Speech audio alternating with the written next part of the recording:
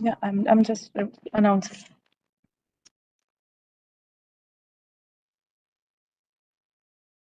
I request everyone to please take their seats.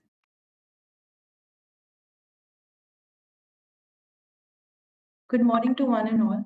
It is my absolute pleasure to welcome you as we begin the final and last rounds of the two-day Samarthya 2025 Corporate Rescue Strategies event. As you all know, Samarthya is a premier competition designed to challenge participants in developing turnaround strategies for distressed businesses. Over the past 2 days, we have witnessed remarkable efforts from teams strategizing and presenting their insights to impress our distinguished judges. We started with 17 teams competing fiercely in the preliminary rounds, and after rigorous evaluation, 4 teams made it to the semi final rounds yesterday evening. The first day saw these teams giving their best, trying to convince the judges of their corporate rescue strategies. Today, we stand here with 2 teams who have emerged victorious and will now try to convince our esteemed panel of judges who have joined us today for this final round. I'm pleased to welcome Dr. Siddharth Srivastav, partner at Khaitan & Co., and Mr. Ravindra Belayu, director at Belayu Resolutions, to the stage, please.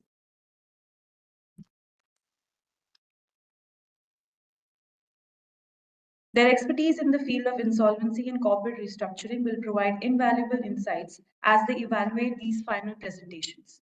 Now, without much further ado, let's kick off the first round of the final competition, where each team will get 40 minutes to present their strategy. I request the first team, TC01, to please come on please start their presentation. And thank you so much.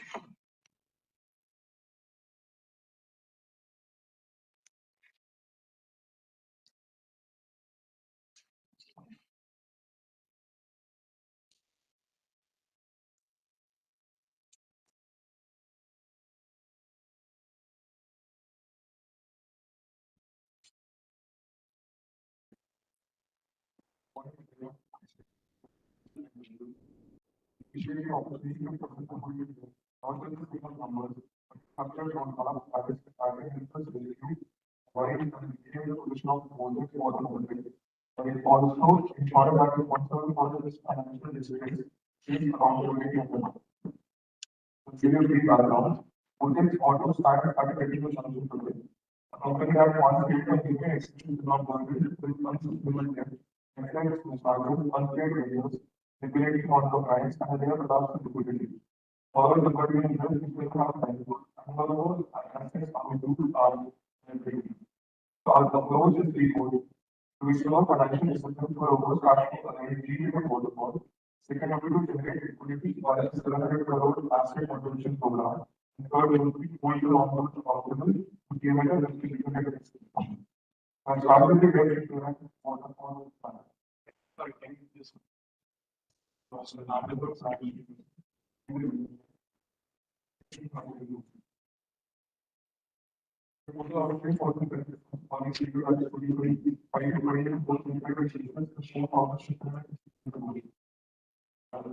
Firstly, we have personally tried to follow the bankers in the last shortly. The first would be the interest with the bank and it will be great. For the year 24, it will be around 480 crore rupees. 25 it will be 400 crores, and 26 it will be 250 crores. Over there, we are paying the banks the highest in the starting year, whereas in the other places, we will use the regular strategy. That will be paid. They have written almost the starting, but higher returns in the rating. In case of banks, we are following that guideline. More structured. This is a restructuring proposal which you are proposing. And first part which you is renegotiation. What is your next part? How much will be outstanding debt? Because you need to explain what's your outstanding debt, what is the nature of debt, secured, unsecured, terms of working capital before you come to the proposal. Because you know the board of directors also would examine this report. Will also need to be reminded of and background before market will be considered. Start off with the what's the expected length Okay,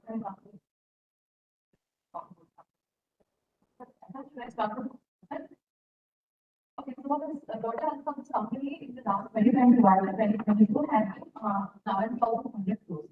But then there have been losses in reduced by 10%, 10.4%, that is 10,300 crores. Basically, right now, because of the losses that company entered, the asset has been reduced, and the debt is actually last year has been 4,200 crores, that is 2021 and 2022, financial year was 4,200. And in the financial year 2022-2023, it has increased by 5,200 crores. So right now, we have more than the liability equity, but this is but the sales kind of think of the insolvency procedure, like because of the equity share of those funds has been reduced by 40%. Like last year it was, I mean, 2021, 2022 it was 1,450 crores, and it has come down to 800 crores this year, that is 2022.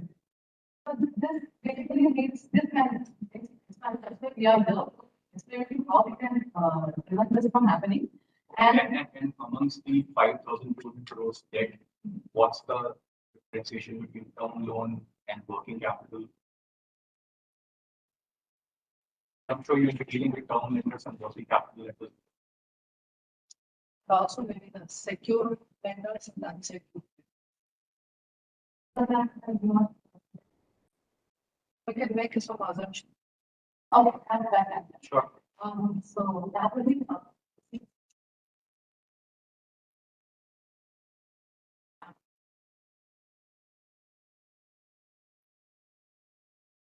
so basically, so if you see there is around more than 1,200 postal banks on this deep data sector. That's what we are restructuring the team around. We are going to understand what is going to explain. So if you see around 100 postal sector and mostly around 500 to 600 percent is employed salary, and also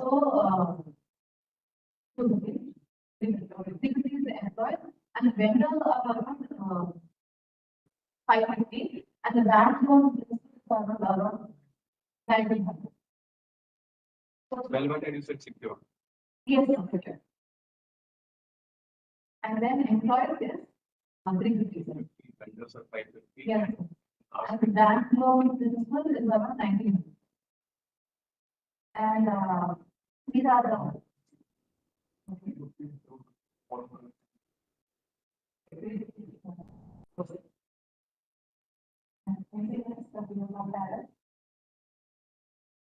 so are we balance? So yes, so right now, this situation is kind of, they are not yet defaulted. The company is not yet defaulted. They are defaulted in the payment that is normally the time that has been given by the banks normal way, but we are not gone beyond that. So the situation here is this does not need any solvent process. So no payment default, you see. No, not as a near payment. They are defaulted, but not like the outcome that is considered as a non-performing. Does not gone to that stage yet. Is it linked a non-performing asset? Issued in IBC is very binary. Defaulted on payment, even if it is not an NPA, which is 90 days. Right? Yes. How does it make it? Does not reflect insolvency. The board wants to do insolvency. Insolvency is saying the report but not the extent of it has to go to IBC. That's what I'm trying to. I think now I think we can come back to that plan. Now it makes sense for us. Yes. Like what is the 1,200? Sorry, 480, 400, 320.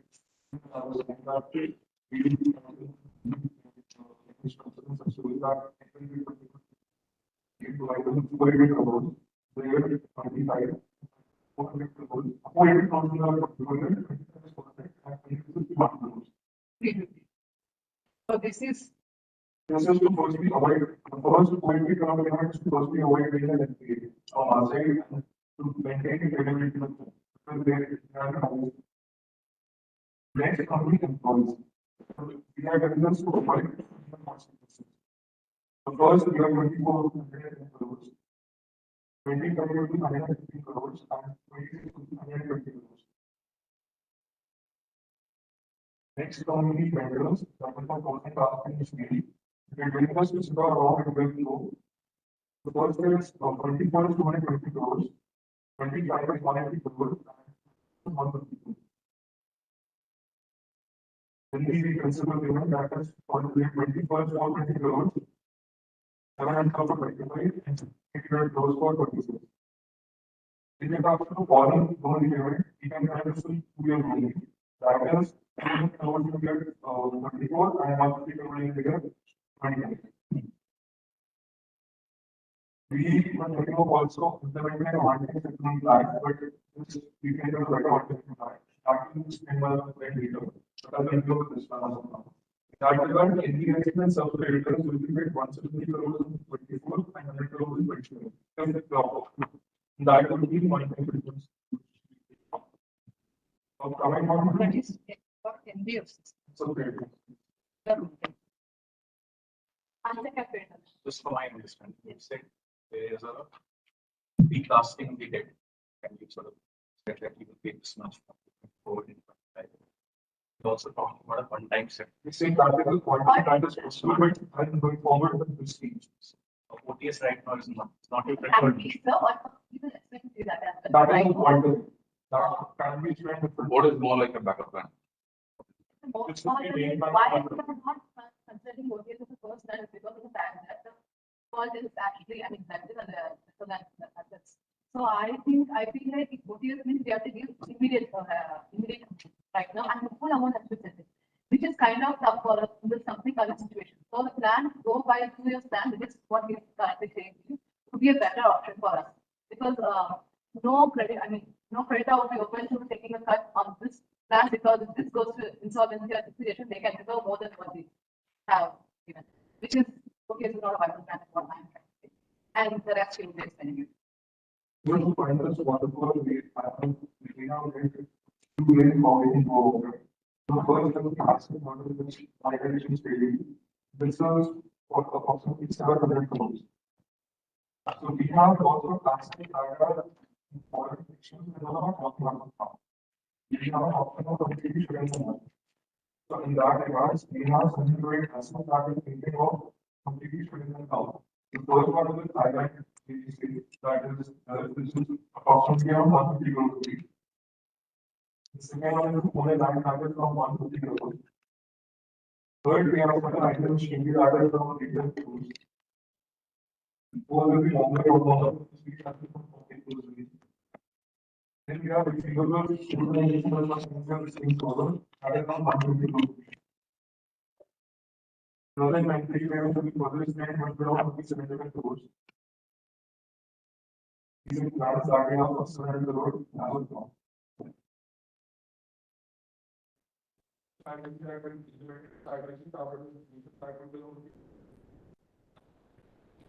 much time do you think some of these babies land in liquidate? I understand. The plan for these are under by months to put it in. What is the guarantee that it liquidates that you have? We have also, each and everything we have done legal procedures as well for short time, it may take time to replace everything. So in case of Thailand, we have signed the term sheet already to get that done. Okay, is it a binding term sheet? Yes, sir. It is, and, yes, sir. You need a binding term sheet, you need board approval, is that? Yes, Right. we have the board, resolution that we filed between the two companies. We have, right? No. In Okay, sure. Pune land, in Pune land, we have also filed the data file. We have the opposition, we have filed the, for the kind of information. So that it can be easier for us to send the software there. And then, the rest, after in Mumbai office, we have also made sign up. So what we have done in Mumbai is, which is why we are not filling it off, we are leaving it. Huh? Same is that. No. We are trying to do that. Okay. And then, the rest we, whatever steps and things. So 500 crores, it's comparatively capital. Who is in?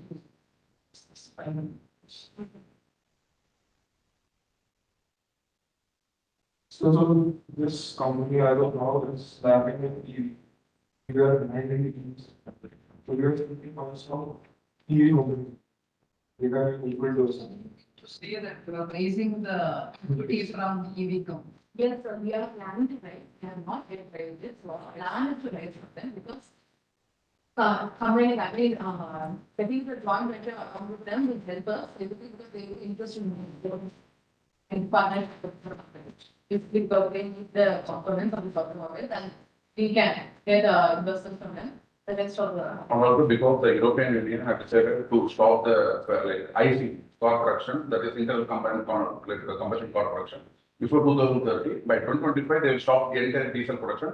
So it's a great scope for the EV companies in order to establish like across the world. So we are like trying to procure more EV companies in order to invest in us because it's the future. That's a good. Oh. But just in terms of timing, when you reach from the talking about these things, first part of payment will happen when the end is. First payment which you're going to be taking, or you're asking for some narrative. First payment which you will be under the restructuring.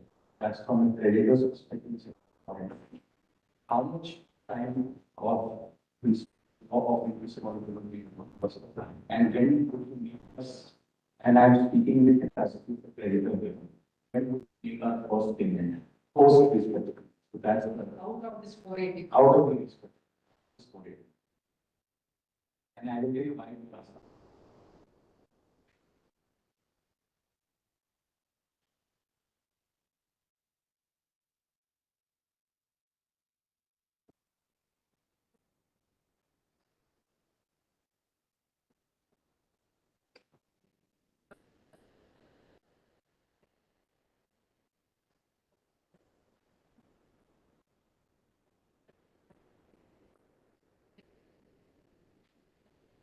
That is not a.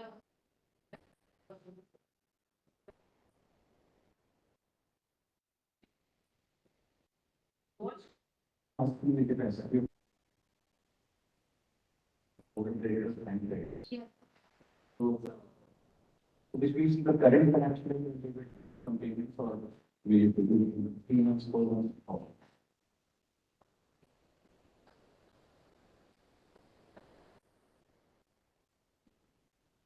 So this is.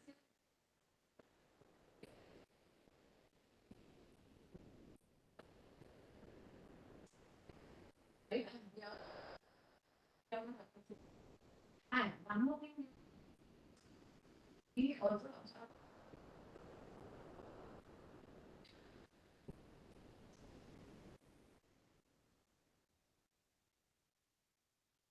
So basically, a lot of transactions that is not, that's questionable, is what we are trying to do. So we have one file,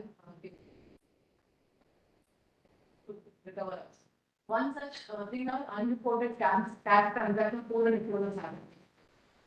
Which is, yes, it's highly, it's possible, we can, and also, this is the, we have to suspect this transaction, why such transaction gone away from, taken place here. How long can for this? Have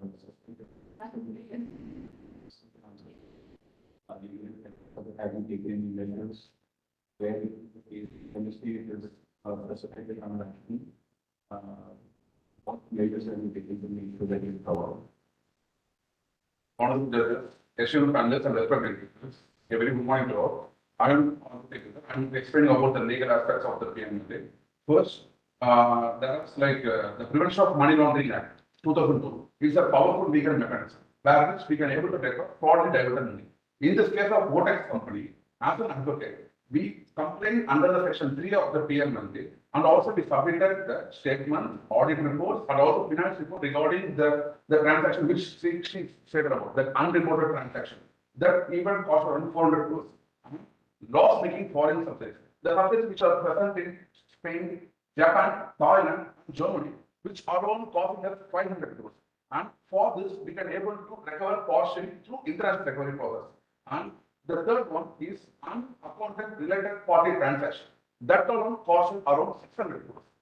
Finally, but not the least, promoter share pledging. It's around 65%. Here we have a strong sense of doubt that these promoters may raise the fund using some kind of institution which might have been happened.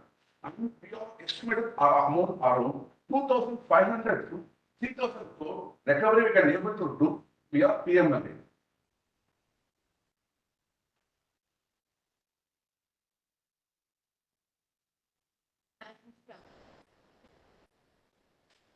Thousands of those straight which we need to get from the other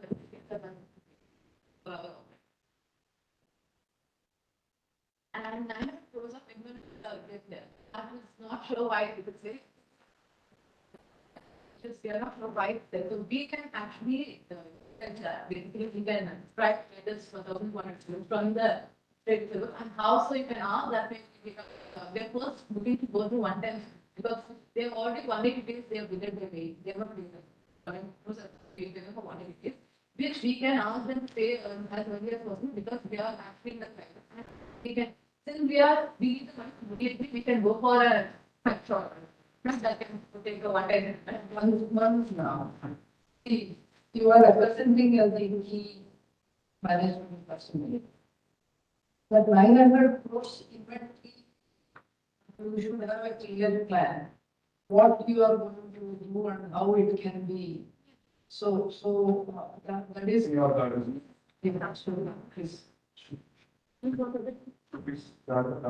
Yeah, I know, because the 900 crores.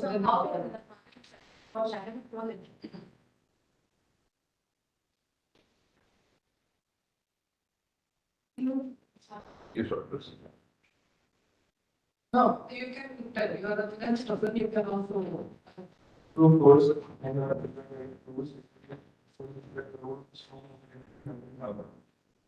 is when you say that it was just in time for government model. And you should have already looked at.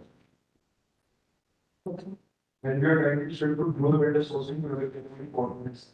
I just on the, if 900 crores, whatever you are paying, is it having the value of 900 crores as of today or the value has diminished? How much of this 900 can be recovered? See, whatever you are getting just in time, that is for the future. And so how we can only put it 75 crores initially for this. Okay, so what about the balance? Looking to, and so what we are trying to inventory can be sold out. So what has happened here is some as you asked, current value, here it is 900. Last year's value is 100 crores, but now it's 200. Which is where we are working, like we are, since that, so what would help us, how we can settle up these inventories, because new raw material cost, we don't need to, we can cut down those, which will get us, until this gets sold out, we would not start any new production that will start. And how can we do this? Again, we will discount this item, and we will try to do the marketing strategy, advertising it, and talk with the leaders, already established client bases.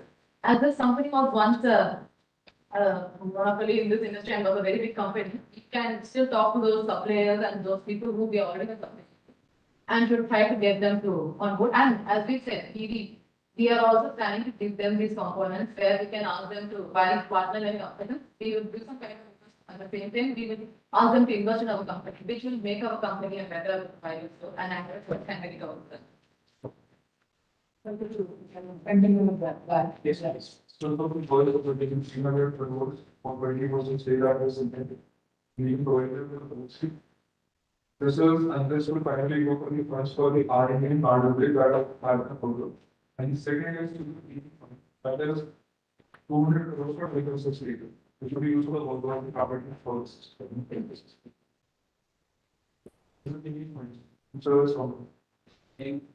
We raised 300 crores for 20% stake. no, 300 crore, yes. 300 crores will be raised for 20% stake in the company in favor of the PE fund. Oh, that is the scientific. That is the first part. P part is the second one. This is for 20% is for strategic investments. That is. What's the strategy? That's the focus on the so second. Second level will be fine. How much? 200 crore levels in state. Okay. Now, where we using its funds, whatever they require from this for the EV business roadmap idea, and that is 250 crore in Paris. First, there R&D, that is around rupees 60 crores, which the timeline we have set in the quarter second or 2020. That is the prototype R&D. Then would be the plant conversion that is going to be in the Gujarat and the plants are already there in the EV plants.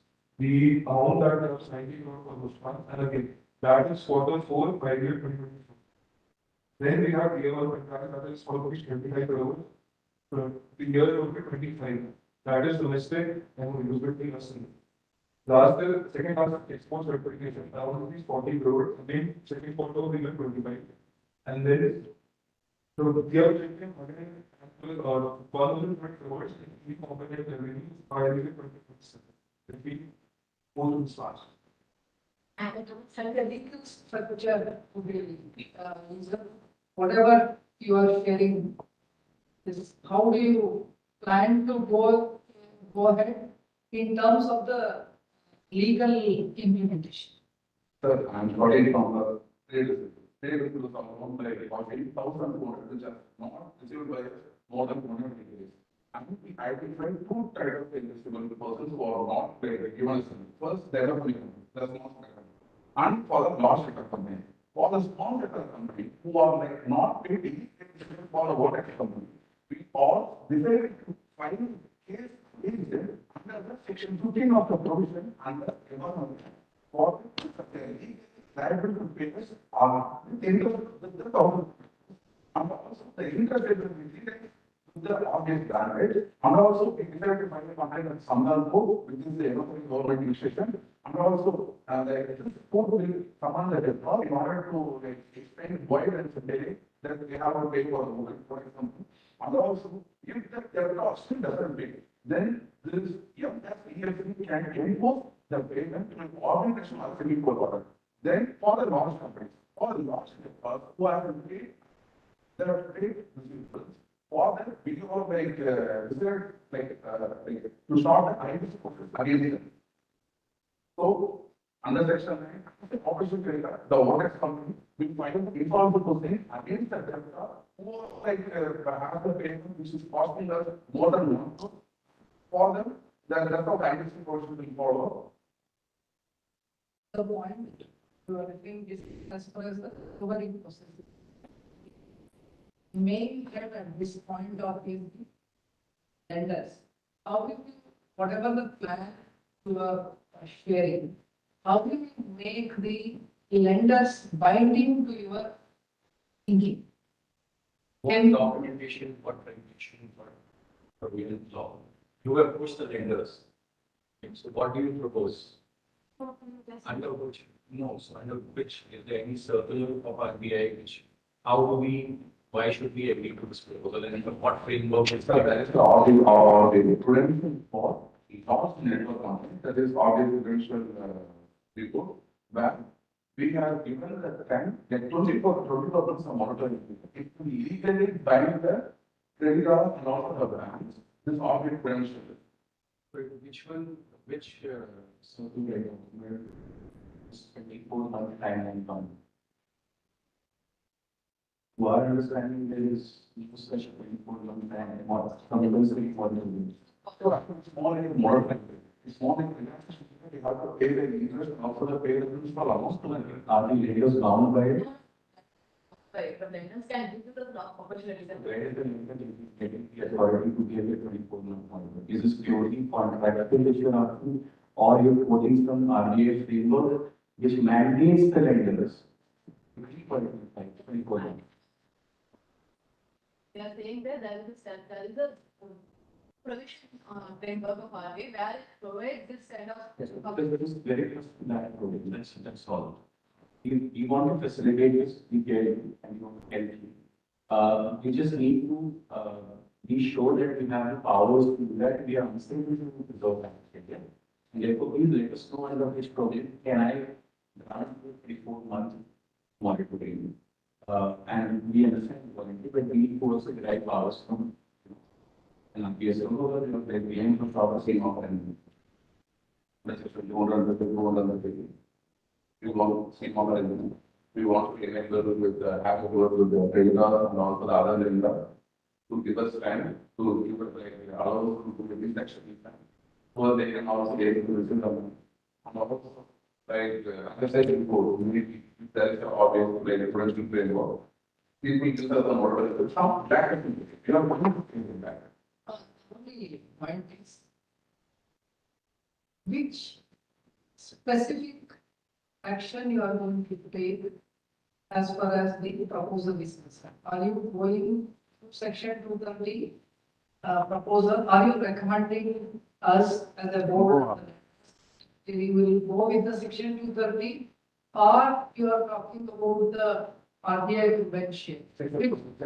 So we have very clear because as lenders and as board, we need to be we want certainty. So if it is, if you are thinking both, then there is an issue. So What are the issues? We have all the solutions. Like we. that is fine, but if I don't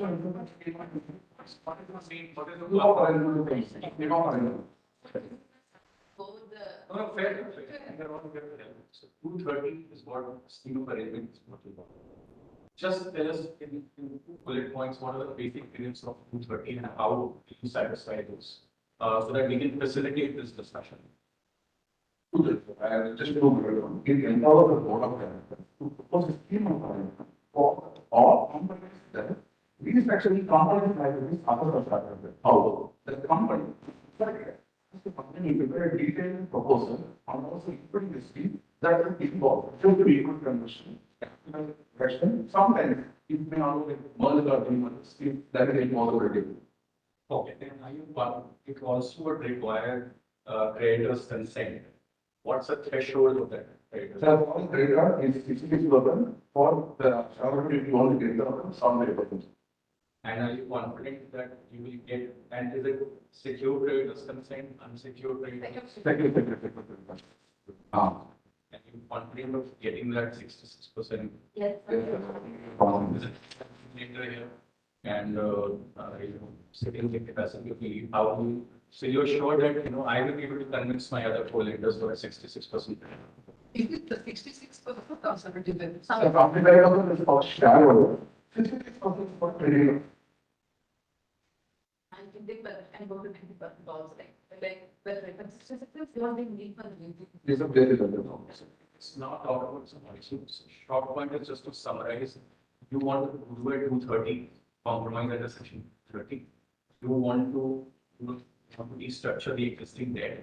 You want some time to pay off, and in the interim you want some moratorium. You also want to monetize the assets. You have a private equity player and a strategic investor who is ready to take 32% in total in euro 500 crores more of debt. From a creditor's perspective, just have one question. Please let me know the time. When would you start paying after the debt restructure? You said you need from national. What is the time? You when you're also looking to convert the debt equity. That also. So the question. Stable. In stable. Yeah, So how much would that be? and they were around. Good technique. Preparation debt equity conversion strategy. How much are you? So but I think you're not focusing on that because you already have a very high debt. Right, to not go through that. But if you. If saying something else. That is an option, and we are pursuing. Right, so we're asking what is your A game, in the sense that what's your main plan? And then we come to what was we close, have a closure on what is your main strategy. So we've sort of made good progress so far. first option, we are first option. Sorry, okay. Yeah. 300 to 500 crores of debt. Should, have you done the valuation, how much would that? Yeah, no.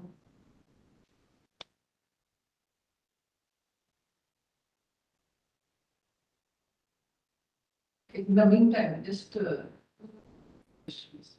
one is your debt is over 5,000 crores. If you remove whatever you are converting to debt to equity 500 crores, or something, say 4,700 crores. I mean, you have given some plans, but what is the period by which you will pay all those 2027? So you are not seeking any haircuts. No, we are not taking any haircuts. Do you think, as a board, I would want to be knowing, without taking any haircuts, will you be able to, will it be a sustainable plan? That is number one. At the same time, as a director, I'm very happy that you're not giving that. Yes. The board of directors are not as happy, so how do you, yes, but. Yeah, so, the reason why I would be happy to pay the lenders entire thing, but it should be viable and feasible. So, we have talked 10,200 crores. Yeah, in a sense. Yeah. But assets is not the criteria. The focus is on the network. What is the network? Network is only about 800 or 900 crores, that is what you would put, right? 1,000 rupees, 1,450 and come to 870 crores. This is where I mean, if the network is 870 and you are what you call you are 870 crores and you are raising some 500, 600 crores, and where is the EBITDA will there is EBITDA generation to the extent of the gap between 4,700 and whatever you are raising, will you be able to manage? I mean, this is the critical aspect I am looking at. Will we be able to pay off whatever you are promising 5,700 crores based on these aspects without any haircuts to the lenders? So we can possibly do that. As I said before, as I stated before, there are three possible ways. One, there's a huge money got stuck with this PM betting. That's the ranging from 2,500 to 3,200 crores. And the second one, we have properties across nations, Spain, Thailand, and also like Japan, Germany, etc. So we can able to sell those assets. And the third thing, the trade receivables alone cost us 1,200 crores. So we are taking, like what I said before, to MSME, it's just 45 days. We can able to recover as much as possible. And for the rest of the companies which are like for the large debtors, we are possibly following the IBC. For that, we can able to like finish the things with 180 days possible. I have just one comment. All your recoveries are contingent. You file a case, we try to recover, you will find a buyer. So this is too much of a contingency for any lenders to agree to a plan. Like on paper it looks great, but you still haven't found a strategic investor. You haven't found the investor. You say you will sell all these assets. You have some term sheet. Yeah, in the time, it's unworked from It's now because we're running short of time. Let's tell us how much time. We still haven't heard as to what we have time. I think your financial person said that you need time until 27 to pay off completely. At the other time, we get so we also private business. As I said, it's already was this government was not to pay the money that the business is trying to go for, which will again give us some kind of recovery in the short time. And the government of government is maybe we have to make a sort of answers from them, but they're paying some business. And also PMLA, we can go to it again, which I'm not sure like when, but anyway, when it comes, it is going to come to the bank for the trade. For the trade. On-time settlement, there's always a lot of frequency moving. It's a short point is you can put up everything by 2027. Yeah. You will start paying by 2026, you need 1 year at least more. And for those other point, as he said that we are going to procure more investors from the EV side. It's going to be a great opportunity for us. Investors in 1 year, and then after that you start paying some interest, and then by 27 you pay off the entire outstanding. So when whatever documentation you enter into with the lenders, will you write this in categorically and say that if you don't, Yes, then we'll have a- for your safety, because as you are very much interested in knowing what kind of this business plan is subject to such kind of. Monetary committee will be appointed. The monetary committee will be providing the lender in order to make the trust or create the trust, and also to make this process transparent. We will be providing the audit reports and also the any other statutory reports to other what we are about. What about the additional collateral which you will be able to provide to the You are planning to sell off some assets, but you may have to question why, how the rent of your somebody may have charged. So what we are proposing here is that since you sell off the assets which are not useful to the company, plans or any equipment that is not in use, we can use that. Those are not, however, mostly guarantees would the promoters be willing to provide personal guarantees as additional collateral? Additionally, we have problems, that's why we are spoken.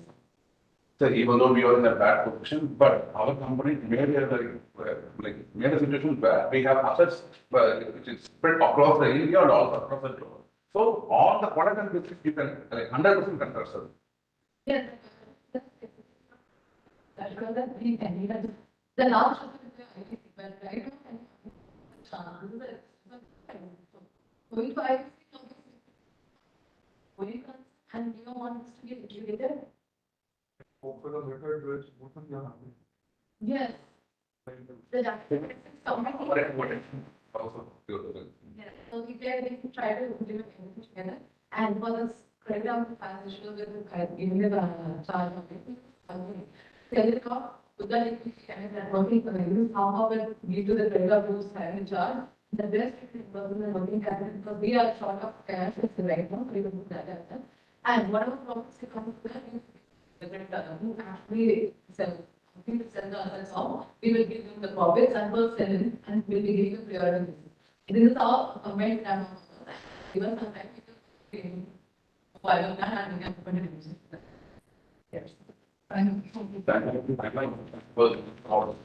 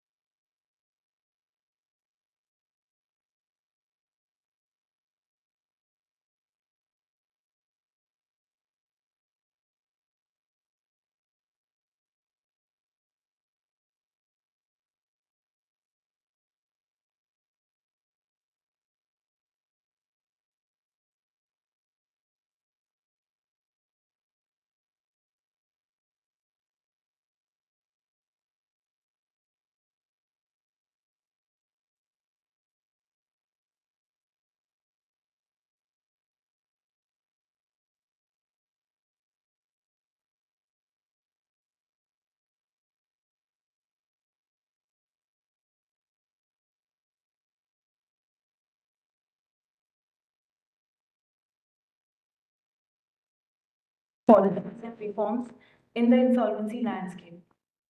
Please give a round of applause to welcome her. I request the judges to please stay.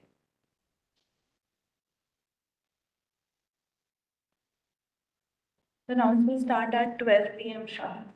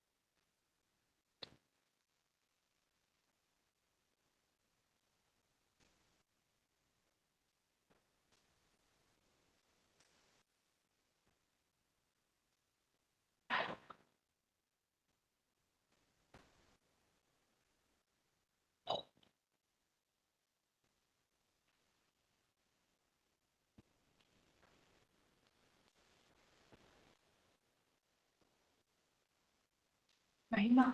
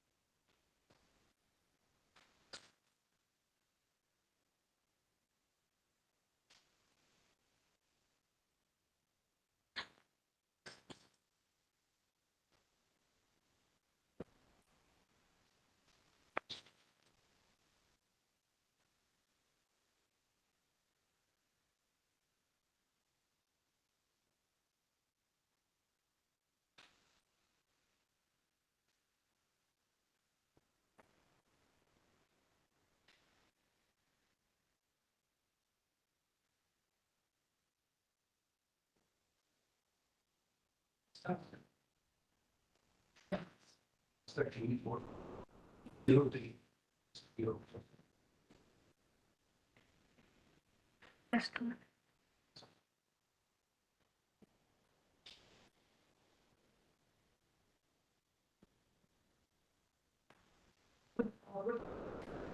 And the clarity of the company, I will be giving them the problems. Now the time should here over and that revenue decline, overproduction, demand mismatch, international misapproaches, losing market share, and shrinking profitability and growth. Now, the summary of key financial data. Now, in the statement, the company 10% drop in revenue. That indicates a loss of key OEM contract competition and period of market trends. Second, EBITDA that is declined to 3.7%. EBITDA margin shrinking to 10.6%. From 14.6%. That's higher cost, higher cost and efficiency.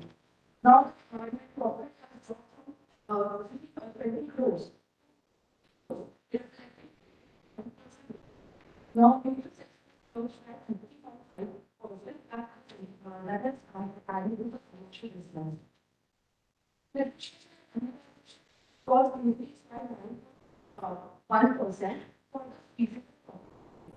Now, issue here the return turned negative by -30%, return 5.6%, gross profit margin from Now, imagine the 2.5. Now, manage it managed. Contracted. So, the tax is 20.8%. That is 2.5. Now, 40%. Up last year. The ratio, the interest coverage ratio that is from 0.7 times earnings to cover any interest. Cash standard 59%. Now, also are due 5%. And even noted to 9%. Reality growth that is shown that is in commission. And they suppliers for that is typical that change value. Now my financial lead advisor will discuss the business strategy. So, coming to the strategy, almost being you are the leader. So, for the liquidity, immediate need cash. Yeah, cash that we do operating revenue. We are very low on cash and cannot support it. So for that, we have one good thing that we have is goods. So we were thinking of using invoice discounting that the company will borrow money of the claim receivables.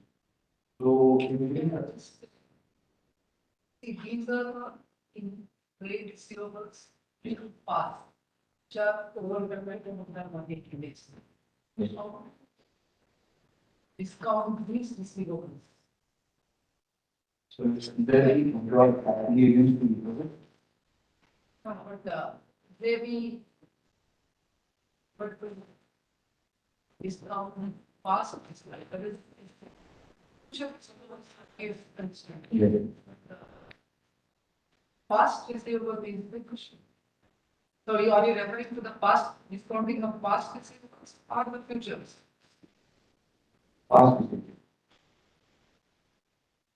Okay, please continue. Further, we are planning to taking to further increase our liquidity.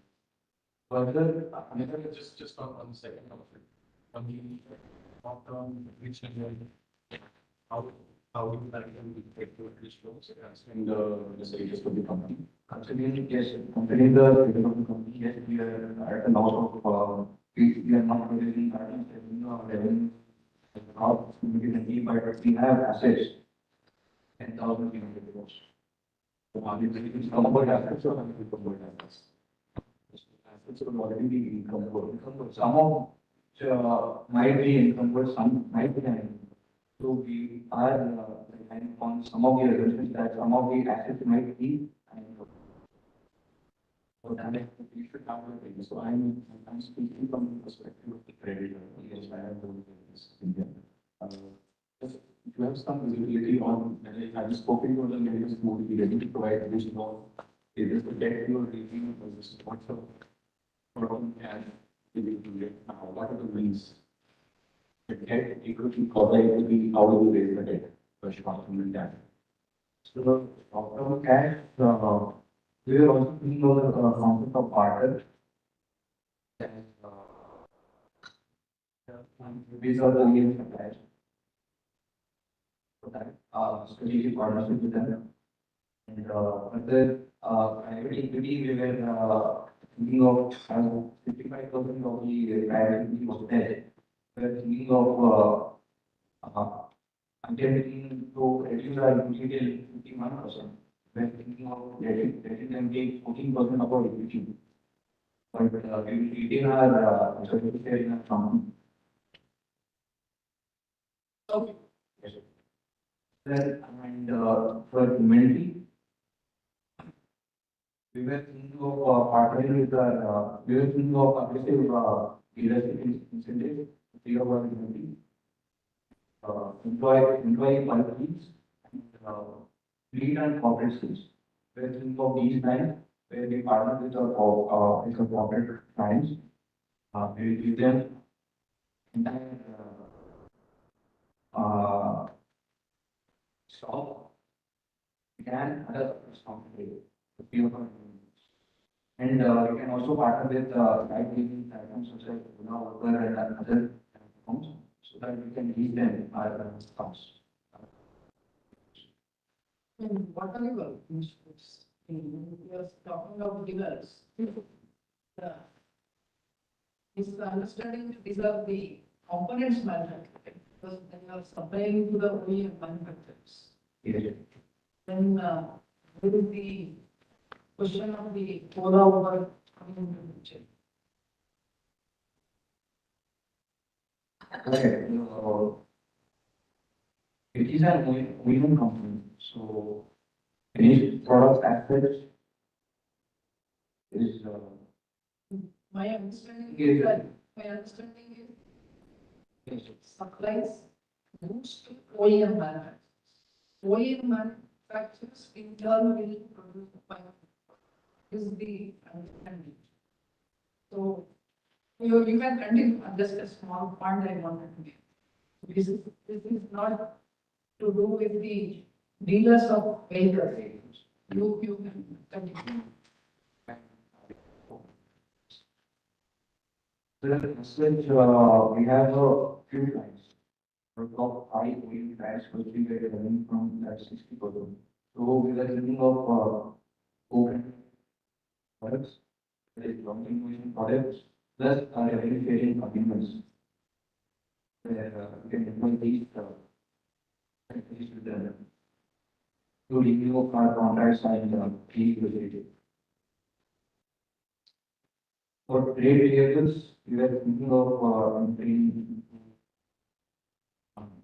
agreement where we pay them in tranches. We delay our payments, we delay our payment by some structure of payments in tranches, and we pay them interest on the trade. Sorry for interrupting. See, you are representing the finance. So in terms of clear financial terms, how do you see repayment to the existing lenders, employees, and others? That would be helpful. It is very clear what are the strategies you are having. If you could translate into financial figures, the source and the application to overcome the current crisis, what are your clear thoughts? Or is that already part of your plan which you're supposed to present? There may be some of the sale of facilities development that is in the fund scheme. So value, see, now you are in a crisis, right? So in this crisis, you have to give a plan to us advisors how to go forward. In terms of say, how much of this crisis and how much you will be paying the lenders, how much you already said 5,200 crores, right? So how do you plan to repay this 5,200 crores over a period of next 2, 3, 5, 7, whatever the years? You have to have some plan, right? So, and the plan for the outflow as well as the plan for the inflow, because we already shared the inflow in terms of discounting the inventory, and you already shared the factory and all that. So, how much of money you expect to get in the next whatever period? Is there such a plan is made, or you can share your thoughts? If there is no specific plan. Operating cash flow will be entry growth. How much? 23 crores. Yeah. Daily revenue will be 3.9 crores. we accelerate use of seeking within 0 to 30 days, we could clear 50 crores in working capital. If we avail loans, we could approximately 80% of the credit receivables, we could clear 960. No, sir, just one fundamental point. See, if you could avail loans in PF, but right now, why would the lenders allow you to avail fresh loan when you've not provided how will you pay up the existing debt? So short point which I think what the directors have asked is, if with a 5,200 crores of debt outstanding, how do you plan to pay the existing lenders? What about, we are not talking about source here, where you get the money from, something we'll discuss separately. Like, But how will you plan? Do you plan to give any haircut to the lenders? Do you want to say that, oh, there's no haircut, I will pay you over a period of time? Or you want to do one-time settlement? Could be various options. What is your proposal to the lenders? Right now, you're entering this query to the lenders so that lenders can let you know whether they are happy with it or not, whether they will allow us. As far as availability of identity or 50%. okay, how much will you get out of that revenue sharing? The corporate transaction, we might get equity to 870 or 14% of 800. Okay, so it's about 90 crores. Okay, Or 90 crores. yeah, how much of the receivable? And we would require the reinitiation of contracts. We are willing to pay, but in a structured manner. And we have in the creditors have to take a haircut. Of at least 33%. 33%. So it is out of 5,200 or it is out of some other things? 5,000. Okay, the balance from how long it will take? 5 to 6 years. 5 to 6 years. 5 to 6 years. And just one question from a creditor's perspective. Why should I agree to a 33% haircut when I can send the company to perhaps solvency, or I can do a SARFAESI sale and recover the money because the company is asset heavy and charge has been treated across all assets. So have you done that analysis? Or you came to this proposal for the lenders? CRT after the automotive sector statistics, we didn't get it. As a paper, as players. And so players, we won't get at least 30% as far as credit. Okay. So in terms of that, we are offering a very better value of 66% that we cover money and even if you impose everything, we are able to put them in for that right. Are you telling the lenders on the face that you're going to fight with the post security and have a more security? When it's come to the lenders for a favor or a settlement, and you're telling me on my face that you're going to fight with me for me to exercise my rights, I take strong offense to that. I don't even know how I convey this to my fellow lenders. I'm representing the lead, and I'm a lead member of the consortium. That's a very bold statement to make. This could completely throw us off. Why should we not initiate IBC action against you right away? Is there a payment default which you Right now, so we wait for the payment default and initiate IBC action. If you plan to do this and you lost all faith in the promoters, yes, change that statement of course, and more software in terms of yes, lenders, right? Short point is in the commercial way. If the lenders want to enforce their security, is the asset pool good enough for the lenders to get money more than 66%? What's the answer to that? I mean, IBC haircut, what you quoted IBC haircut is maybe applied to some companies, but some cases they're having 100% returns because the company is asset heavy. In this case, what is the analysis in terms of if the lenders want to enforce and sell out the assets to the market, would they get more money or less haircut as what you propose? Any sort of broad ballpark assessment?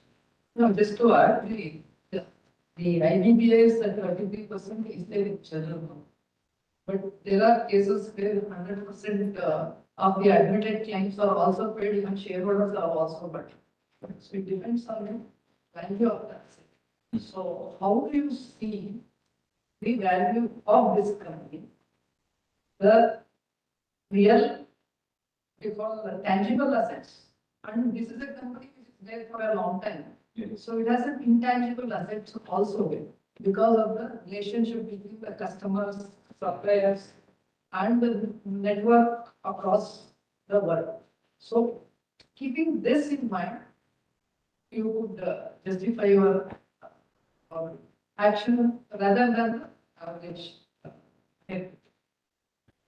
So, what we propose is we want to pay our creditors with our operations, with our operating. We have, we have factories, we have industries, we have asset management, we have a school, we have 15 advanced productions. We have. So how do you see that operational restructuring can be done?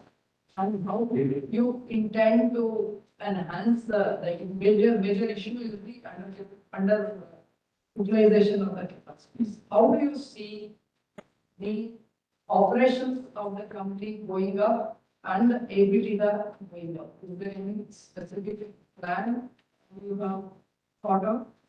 Yes. First, we are looking to cover our. Second, we will focus on the next part. We will focus on creating negotiating trade contract terms. The next part will be of selling the items if you have stock. Then subsequently we are thinking of partnering with giants. We take their brand, we supply them new products. Then subsequently we give our focus to EV and get incentive from the government. Then generate revenue, market capacity, and then subsequently we infrastructure we use to pay the service. Part of your proposal. I was also looking at cost and any strategy.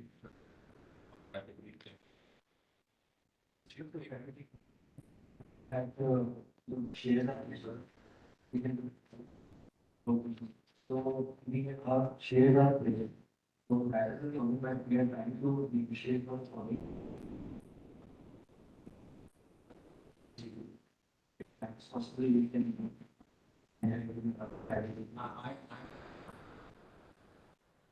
Trust and agree with the negotiation for negotiation and negotiating that. So we can have some clarity between investors in the field of mobile industry. So you wouldn't rule out the possibility of the balance you could even if it was 65%. But why would the lender simply to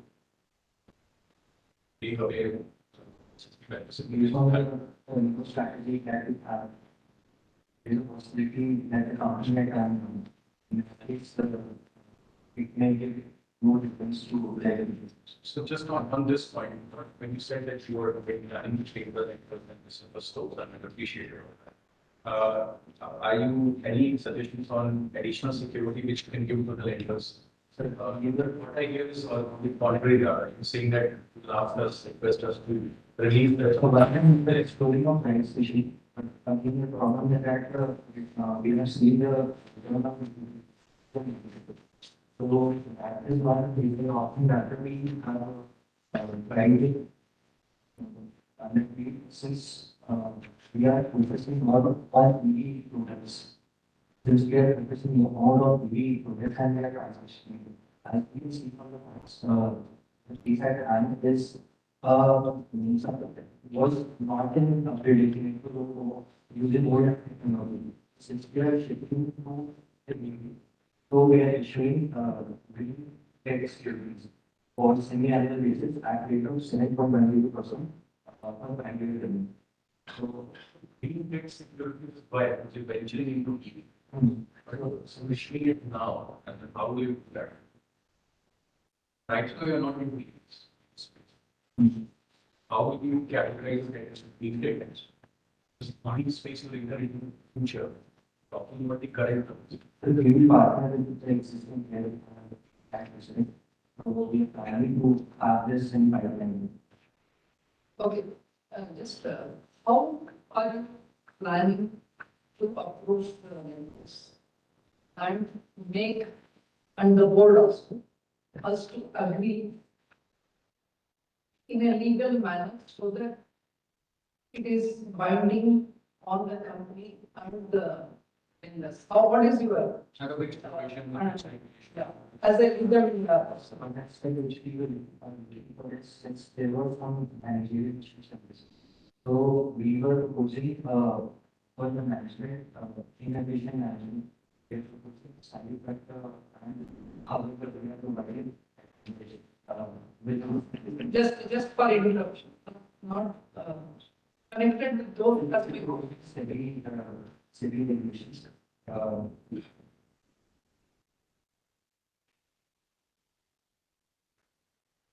See, for example, you are, just to clarify, you are expecting the lenders to take 30% haircut, right? So if they have to agree for the haircut, there should be some legal process which you have to initiate. What is that legal process you will initiate? Under which, so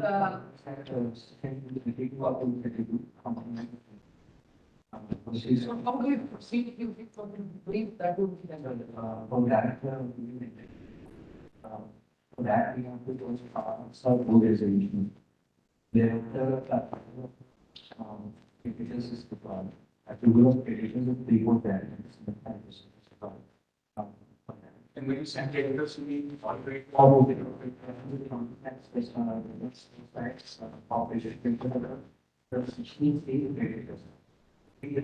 There was one incentive in the process. Yes. So that is 75%. Now, 66, Before that is. Before the amendment creditors. And this would benefit the matter to send you the creditors and the members of the company. so that is what you are proposing. And so thereafter, that mission will be filed with the NCCRS. And just from, again, from a creditor's perspective, if, because the threshold is quite high and you will have a lot of official credit. If you don't get the 75%, you won't get through the 75% threshold. What is your word? I'm sure you would have thought about it, right? Right, if this doesn't work because of consent issues, then I have another option. Is there any other option which you thought of? Look at the letter, I'm okay to discuss with my consortium, but since it includes OC, also I have no control over the operation. We are only proposing for that, we are, the age line of the. There's a greenfield project every new manufacturing. In Maharashtra and Tamil Nadu. Where we are, utilizing those assets for the developers and selling out the facility that I in the past. Completely close out export as well. As well, we are in Japan, there are clients. Now, we can't compete with them. In Spain, in Europe, there are clients of that. Beyond the other communities. So rather than competing with an Indian wing, supplying wing products, then we are completely setting them down. We will mobilize those assets. We will sell them, auction them, or otherwise utilize them, or financially we will give them on lease for some parking over there, and then happy to go ahead and exchange like a leasing plan, but the issue is like a 230 level power. There is a legal framework which we want to go with. So just usually give comfort as a tender. So RBI framework on 525 is not right. That's something which we want to explore with the lenders. Tell them that this is a part of the what that this is on the resolution plan. The paragraphs, so that's something to come up.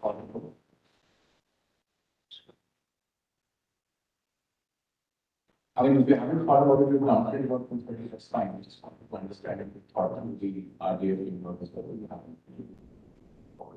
You're confident about section 30.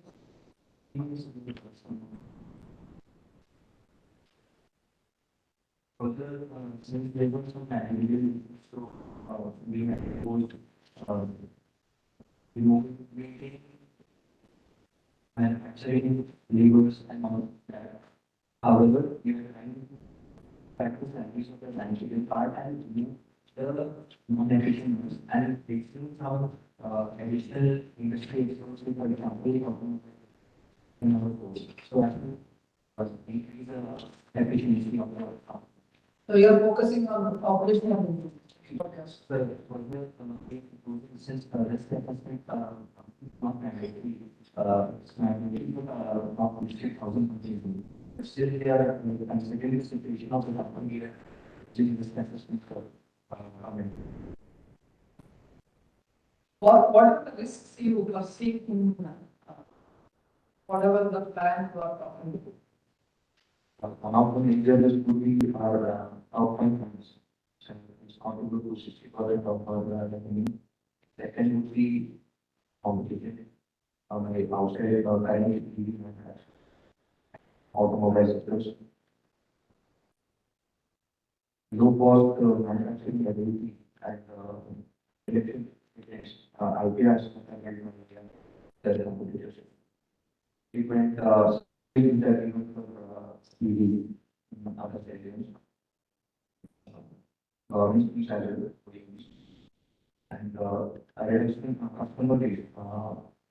People don't buy ICs from commercial engines. So that will be one of the challenges. Right?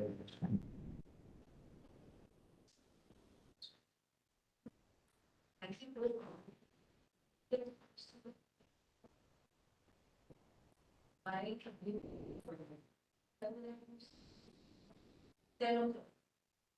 can you say that? Saying and every side is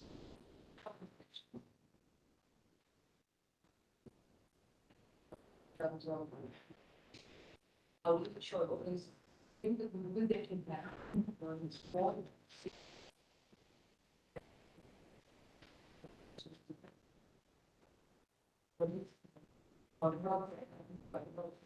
also how to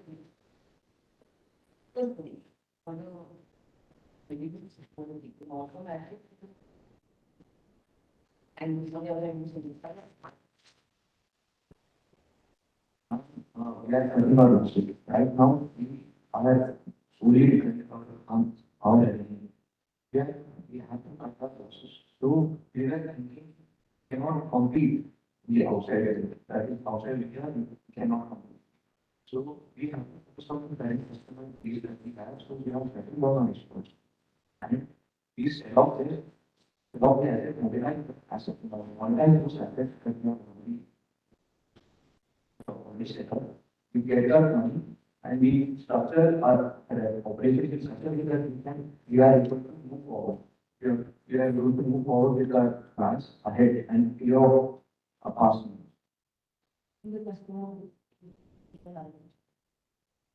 Yes, it will definitely will. We close our customer relations outside India, but currently as our situation we are work producing and our system team. So we have to make our first and see a growth and then go for expanding further if you have enough income generated over period of time, then you can again. on as a KMB, you have explained the source of the problem earlier. Now, after whatever the plans, public plans by the finance person and the legal person, how confident and how comfortable are you going on?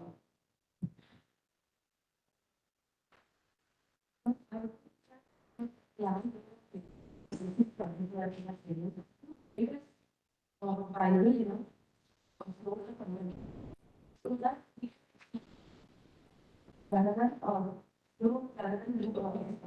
maintaining our name outside world, it's better to upload right now and then expand it. We this that we can everyone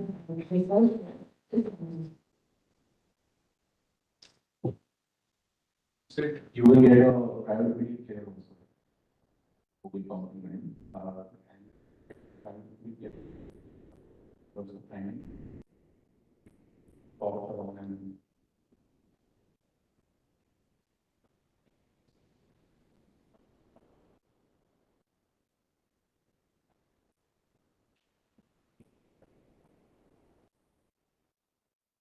yeah, so my question is that how do you balance the rights of the private creditors, right? Because of the private city, when you restructure the debt and certain jobs are provided, each also have their own views. So how they will also look out for that. So have you had a discussion with the private equity? We are going to restructure the debt you are coming in. What is the timeline? You will keep them on the how you restructure the debt. And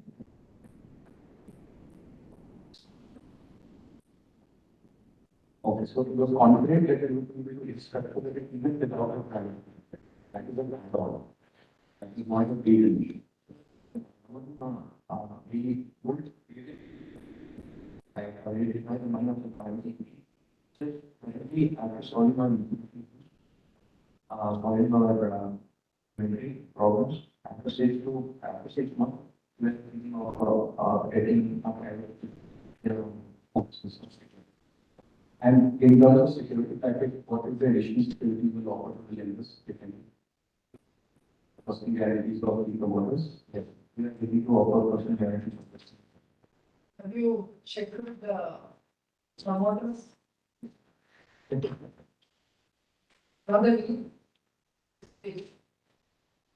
as I mentioned before, you want to approve for that. How did you convince them? Currently, The promoters to be personal guarantees, given the current. it's not something and they have.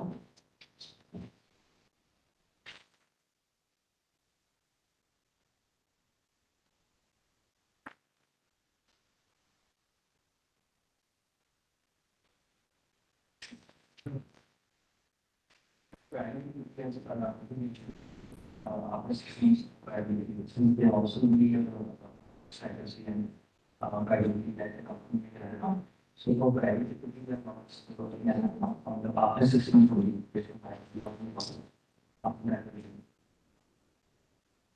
okay, this one is an everything that we will be able to turn around the company.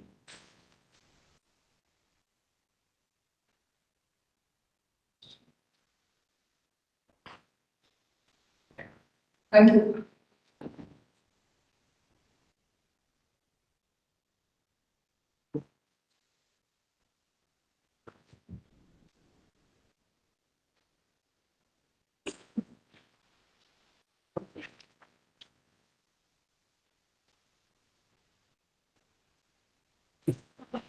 Need to keep the company.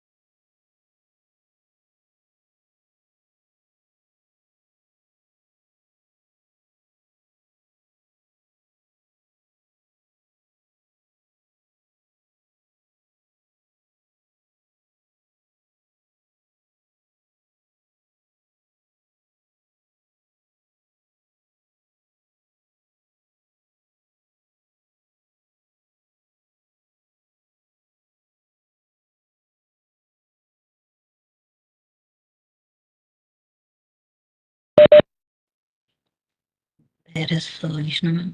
Vishnu is there. Okay. Yeah, she's behind. Okay. 2014 and Sanjay Gupta sir, is he here? Sanjay Gupta sir is on the way. He said we can start and he will join.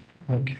So all you have to do is go down, Ravindra sir, Ishna ma'am up to the stage and then come and introduce. Only Sanjay Gupta is not. Not there. He will come. Go. Go.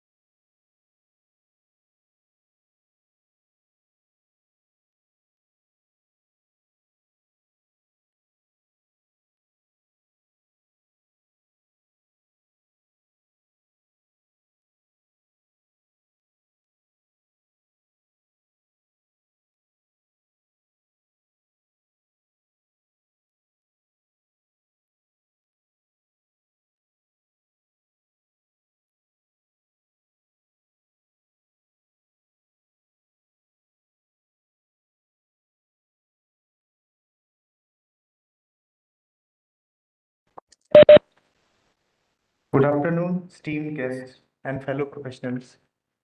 A warm welcome to each one of you. It is indeed a privilege to gather here for our panel discussion on the theme Practical Challenges in Implementing Effective and Corporate Rescue Strategies. Corporate rescue is a topic of growing importance in our ever evolving business landscape, where organizations face market volatility, disruptive competition, and inevitable economic cycles. Today, we have with us distinguished expertise panels who will bring varied yet complementary perspectives on the insolvency resolution, legal nuances, and strategic debt management. It is my pleasure to introduce our panelist, uh, Advocate Ishna Kumar ma'am, founder Chambers of Ishna Kumar. Also, Mr. Ravindra Bellew sir, who is the director of Bellew Resolutions Private Limited, and Mr. Dinkar Venkata Subramanian, partner of Debt and Special Resolution Situation at EY India. I am equally delighted to welcome our moderator for this event, Ms. Pavitra Ravi, ma'am, who is assistant professor at law at Gujarat National Law University. With her academic insight and extensive experience, Ms. Pavitra will guide his conversation to uncover the most pressing issues and actionable solution in the realm of corporate rescue. Before we proceed with this discussion, I would like to invite Dr. Paila Narayana Rao to facilitate our esteemed panelists.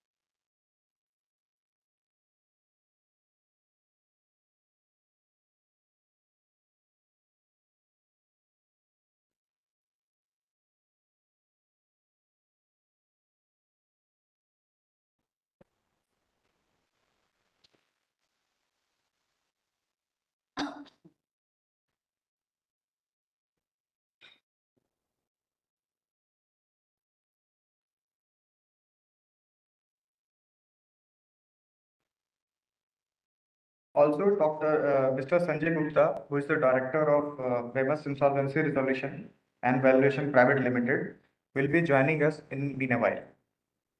Now, I encourage everyone here to actively engage with our panel, raise questions, share your experiences, and contribute to a dialogue that helps us collectively navigate the complexities of corporate rescue.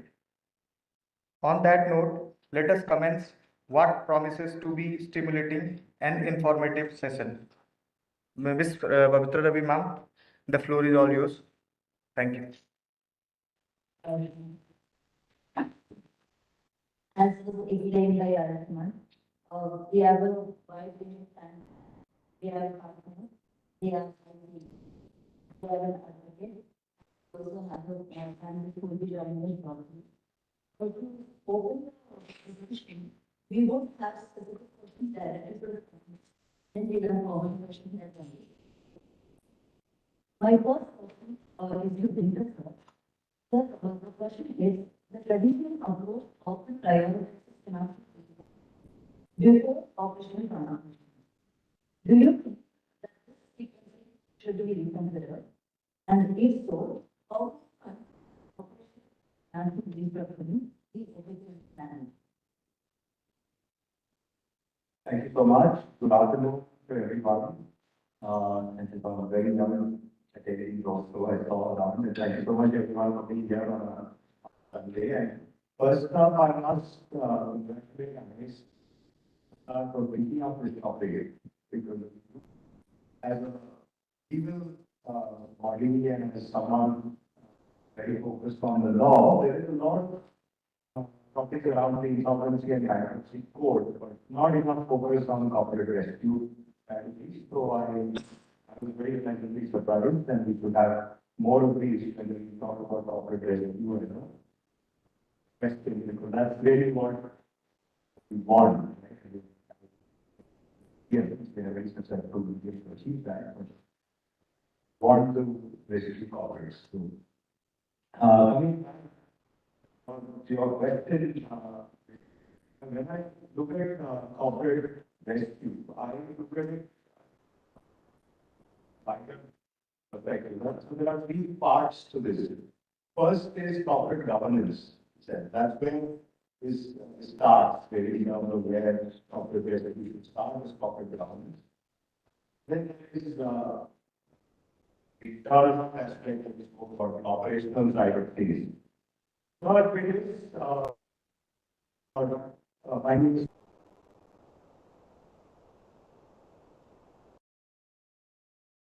all of these need to work together. Then we go to one of these. So when I say corporate governance, as soon as the corporate faces stress, the first people to know about it are obviously the people who are running that business, the management of that. Often, if I try to build this as a parallel to any outside, very stringent disclosure norms and provisions. As soon as you realize that you are not able to meet your obligation in the short term, you need to make disclosure. We need to make efforts to make sure that find ways to the business is coming back on time. So that's the first area which needs focus. I think there are regulations, but they're not focused on, they're not pursued arguments. The second aspect you mentioned is about the operational strategy and rundown of these businesses. I guess compared to the financial aspect of restructuring, those are event-based. While turnaround is a flow. It starts much before, starts as soon as the problem starts, and it goes even beyond restructuring or IBC or whenever. It's a much longer process. It needs to be very consistently focused on, and it needs to be irrespective of who is sitting on that chair. It could be the promoters, it could change to the lenders committee, it could change to the IT, the COC, or it could change to back to the owner of the business. But the turnaround is one aspect which has to go through whoever is sitting on that decision making has to have a clear focus on that. If you take its own time to make sure that, if I take an example of a business which needs to, I mean, in every turnaround, in every stress situation, you may have parts of the business that need to be, that could be saved and could be fixed. There are parts of the business that need to be sold so that you can survive. Parts of the business which need to be closed so that you can cut off so that you can stay healthy. So, and it's closed, but you need to make sure that focus on what needs to be fixed, what needs to be sold, what needs to be closed is very clear. And by the time your efforts put in, it's not like you have to figure these things happen. It is sustained efforts. So, if you need to fix it, how do you increase your market? How do you reduce costs? How do you go and sell, how do you make more efficiencies? So all of these aspects are something that you need sustained focus on. The sale also needs to happen. You need the right value. You need to do it at the right time. If it goes higher sale or if it goes down much further in the process, then you do not get the value that you want. And closure is anyway a separate topic that can you close a part of your business by winding it down in time rather than just letting it go down. So there are so these are aspects which need to be considered from a turnaround perspective. The aspect that we all focus a lot on is the restructuring side, which is just a capital problem solution. Right? You're not able to pay your debts, not able to pay your operating creditors, and then you find ways to solve it. There is a lot of literature, a lot of mechanisms to solve that problem. It could be out of insolvency, like the February circular of the RBI. It could be solvency. It could be through sale from the ARC.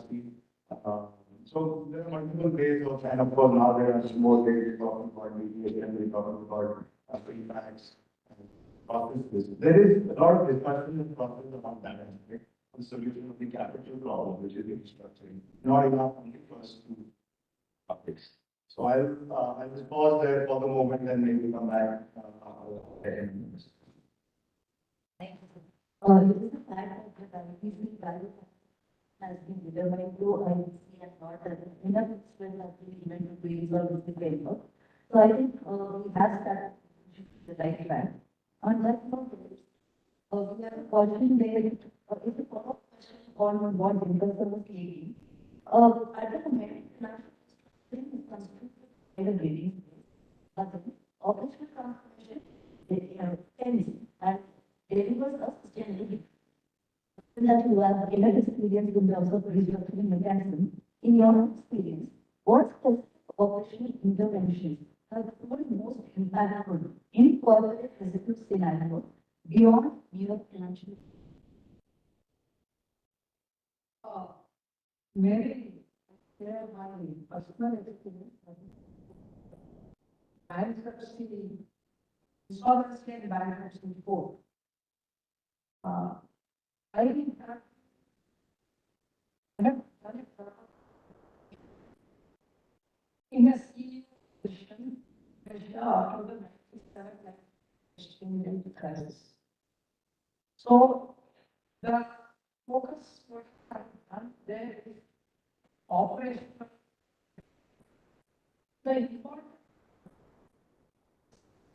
control situation is the loss of trust of all stakeholders. So, while we regain the trust in the market and all the stakeholders is a humongous power, which involves essentially operational power, getting back the customers, taking the giving the confidence and trust to the supplier so that they supply and to the financial traders. I was not involved in financial restructuring at all. This aspect it was done by a different team. My focus was only on this. So whether that is or in the insolvencies, what I do, the key aspect, what we need to be is reaching that difficult stage. So an analysis of why it happened gives lot of, what you call, lot of answers to that particular situation. So, in this particular experience, what I have, it is, there are multiple things done. It is something to do with market, getting back the customers having the products what they need, and giving assurances to suppliers how for any operations a continuous source of supply is very important. This was a college for young manufacturing company. Having relationship from Japan's suppliers who had long-term interest was very critical. That was a and now the prices of the supplies to fix at the end where is not a transparent process of fixing the price. It is difficult to price at this point of time, but it was possible.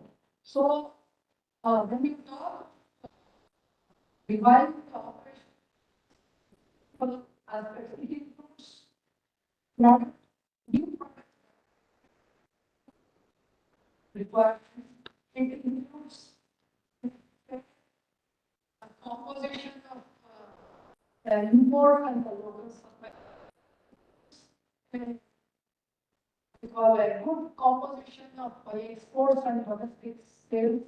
So this is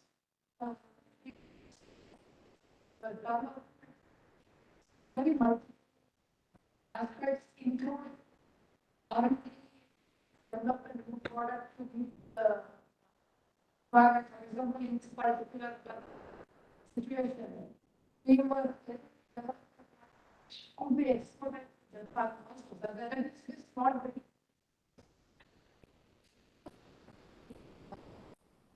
holistic thinking when you talk operations revival.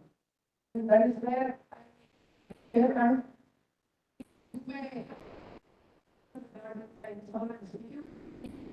what is required for a resolution of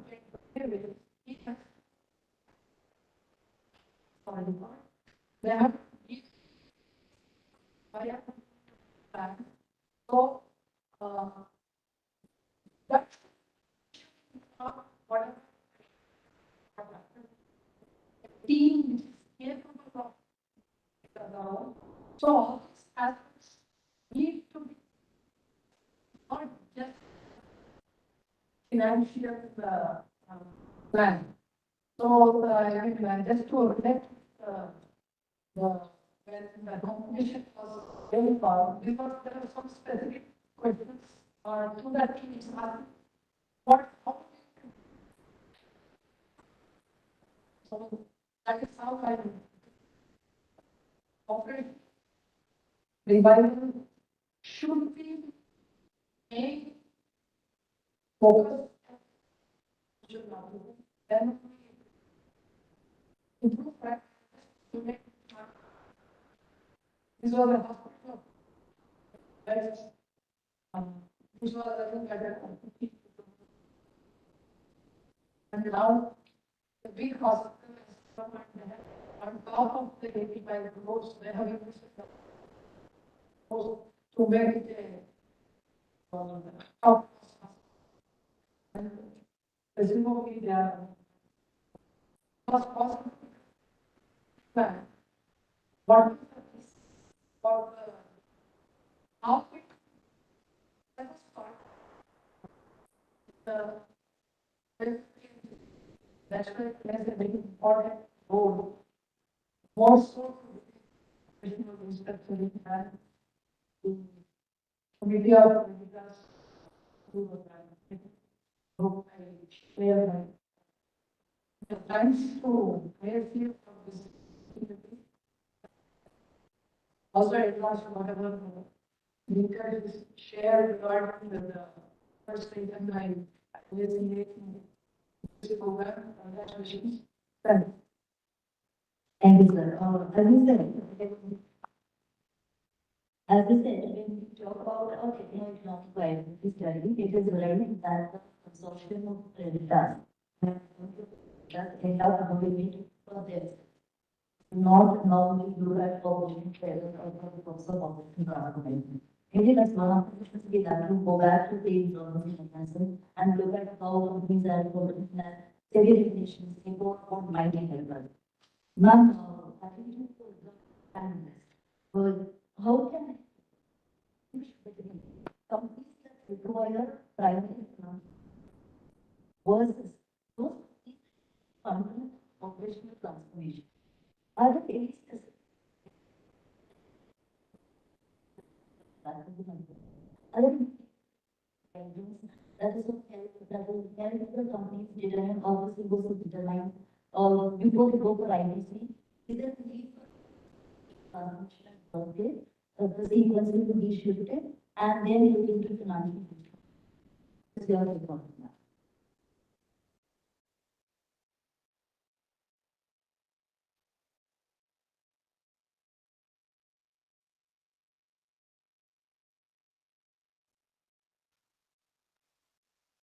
Thank you. Thank you, Ali. So, with all the really value from corporate,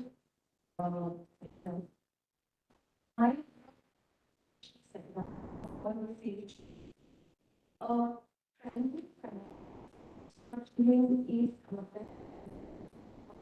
a transformation, and any bad experience which has come to me in order for it to have a opinion, say, inflation or imbalance. We always, consider, whether they want their management power or whether they are currently looking at, merely a recognition. And my operational creditors coming also for their money and financial creditors go for the direction of the government. Very apt in yours also or the digital building pattern and in fact other patterns as well. So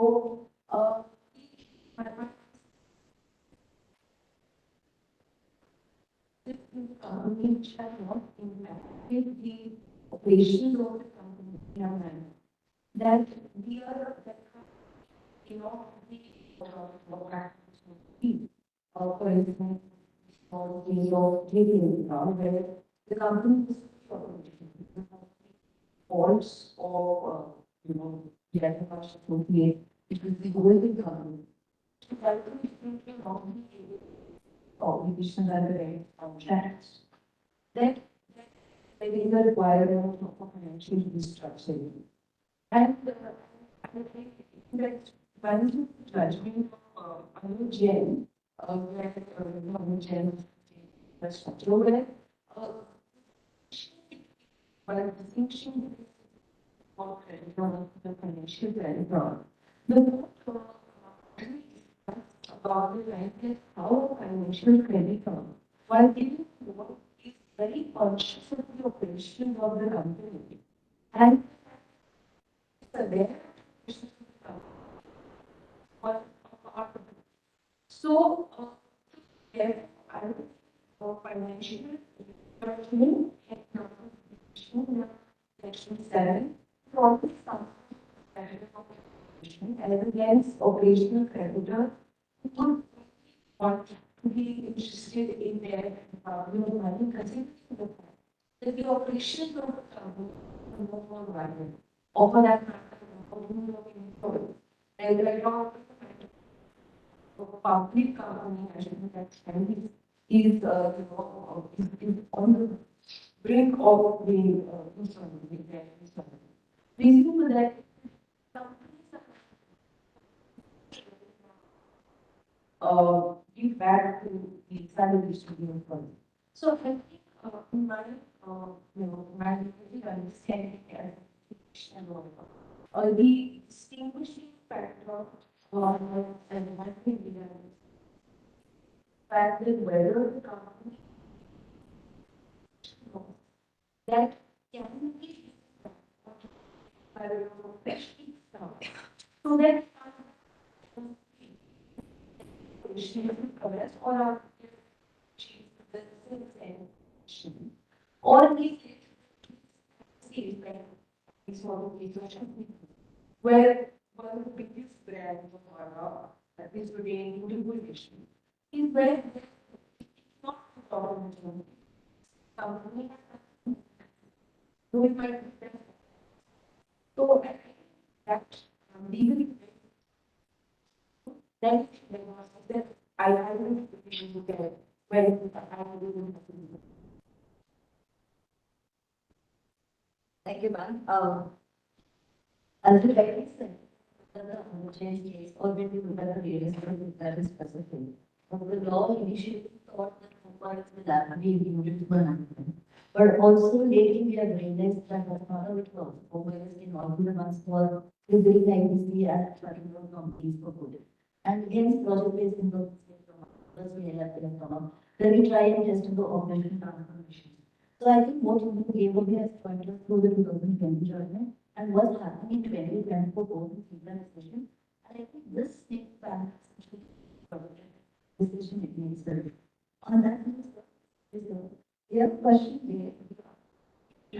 How India brings policy work and the light touch practitioner that has emerged in federalism. What is the powers and limitations of one in the Indian service system?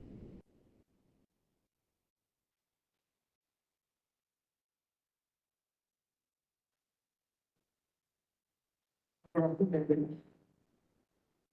of all, I apologize if you have the companies be able to look at deadlines. That's very, or is active on the line.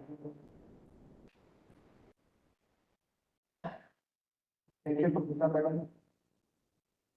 The dear friends. Now, expecting that by the hour. You know, we believe in all the difference. I think the person who will do the topics are there. And especially the guidance. I think we so these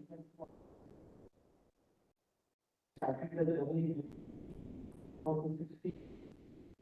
And I was never looking for competition.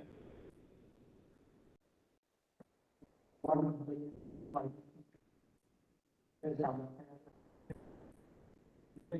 what is coding? You know, I use what the future looks like. You know, what it should.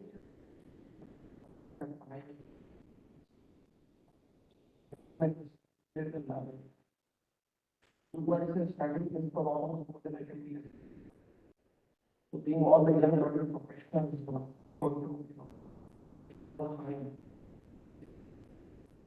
whatever is that, whatever is not,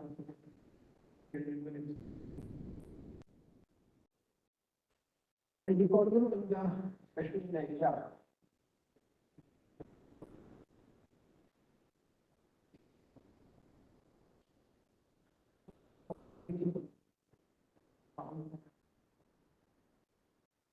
How to take control over this.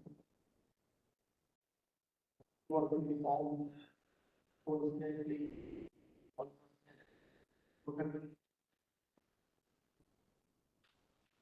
the communities. So we people don't know what to be understanding, get all the problems. But building a financial discipline, you're going to be the task.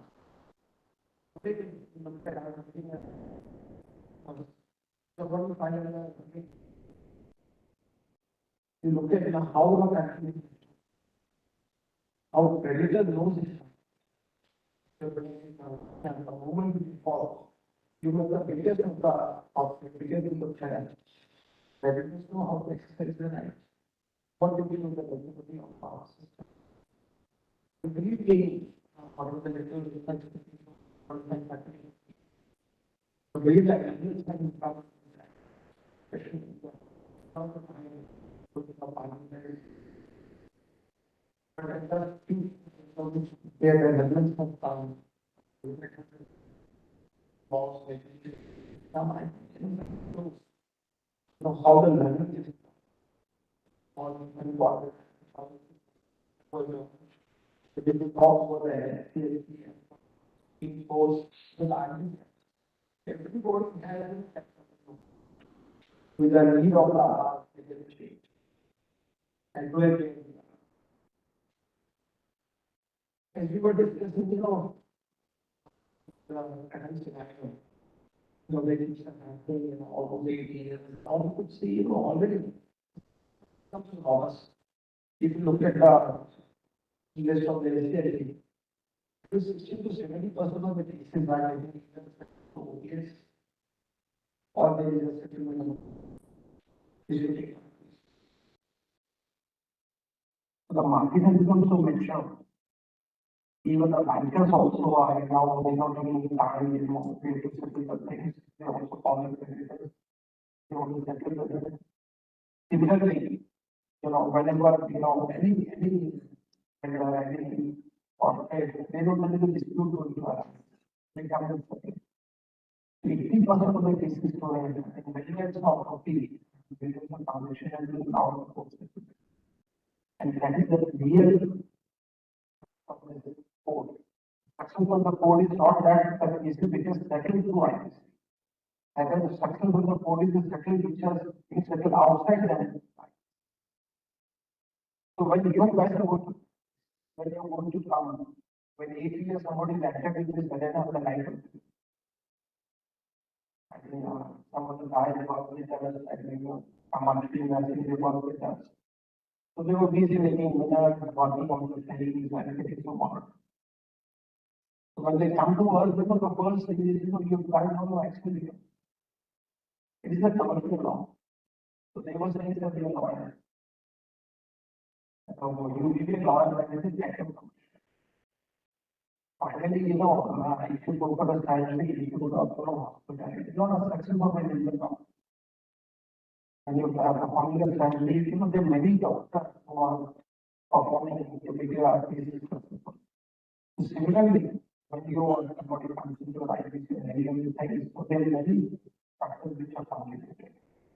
From the community to questions, what is the commercial science, how you take the decision that from which doctor has performed which part. And generally, what I see, because when we started the journey, there was legacy. There was most of the cases which are not our we have got to transfer here. And if you look at it, most of the deliver of the companies. The companies, the government users, 4 to 5,000 crores. Actual value of the asset is not even to 300 crores. Because the reason the balance sheet was showing because the current cost of market, because the historical balance sheet, so practically it was the solution. Even the government authority, everybody was very different. Everybody will go on, I want my money. But where is the money? Actual ethical aspect of the value was very less. You are at 10% or 20%, but the people were looking at more than that. So you got time, a lot of cases, cases got settled. I would say, so they put some money in some of the cases. They come into the big market. So even with me, Sahu, he was also there in the fountain. So they were very candid. So we applied for the resolution plan for 1.5 years. But what this is happening, for everything is to so whatever is started the Supreme Court. So for me, every rupee counts. Every money counts. I can't keep it for 1.5 years. That's all. Today, if you look at things that change, the way things are going forward, today, even the promoters, the bankers, they're not looking for a sort of application or something. So if you talk about the license tax plans, if you talk about the UK and the Singapore model, so the new areas are coming up. People don't want the litigation cost, the start with the stage, there should be some mechanism, there should be some information. So I think about that, maximize the. And if I was, one of the countries behind every got a point, it is the peak of the project. Play handling the item. Not monitoring three of the legitimate cases. But it was the first item in the country. So when we started this journey, we got appointed over the Uganda management factory. The more than 200 people. For every dying in one in your factory was shut down, and everybody was had efforts to the money. So people got the work saying, make factory farming, so many other things that were political strong, so many things are happening. So what is the practical way to get it done? We simply had a meeting and really about visits. The factory for more than anything. In one of the meetings, SDLT or even the department meeting, what kind of party you are, visited the factory for the year. I told them that the factory is running well, everything is fine. It's an important activity physically there in the community. So what we work out, there was education among the workers, some of them right away. And a lot of money on the GST was there. If you do anything for the GST, you want to take time. Whatever the thing is. Then, there were a lot of people, like even the local politicians were putting out questions. So we just told them, we do a lot of work. Everybody is saying, go to the temple, doing so many things to put it time. Just do one thing. There is a supplier. The factory is there, that's what is there, the people are patient. One supplier is there, one seller is there, and then the workers. Then you are the people. Somebody is very technology, workers and faster the factory will have. So whatever the job of money, that is the position. Among the workers only we can committee, we have to take a simple beyond. But the SC is not really on the level. So whatever the state has to do with daily is that because of the DSP on daily. Not after, let's say, after 50 days, after 20 days. First month, after depositing the GST on daily, they have information to get the yield. Finally, what happened was a matter of 3 months, we gave them for the people.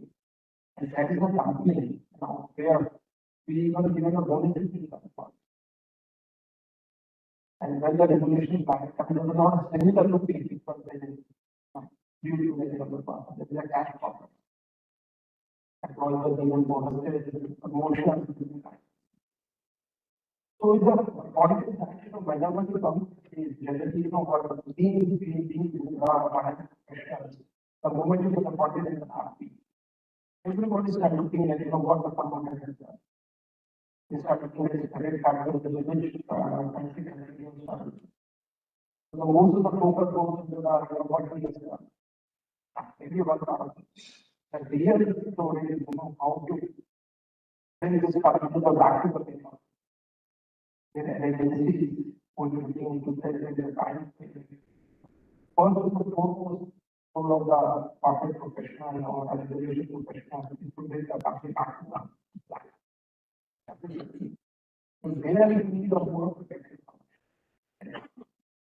Being a equal person, I really do have expertise, similarly, we need to have there is a lot of finance. So that's kind of financial competition. So until that kind of a thing which has come up now in the 8 years, I recently, we were having a lot of cases. For every case, it's going to be so there, under the food items, packaging products, more than 50,000, which was actually the regulation because my own factor all over that. The generation professional product policy, we requested CSP, how to set up the stocks, because the game was not from that stock. Nothing was coming to effect. Because first of all, nobody had that kind of experience with this body, how much it is. It was a really like amount. The resolution time will come, and the voting will be done, and finally, what happened? So majority that was more than 5. And by the time, that resolution plan came up, that was all. So that is for disposing of this road, you have to spend the money. So 10,000 crores have gone to the country.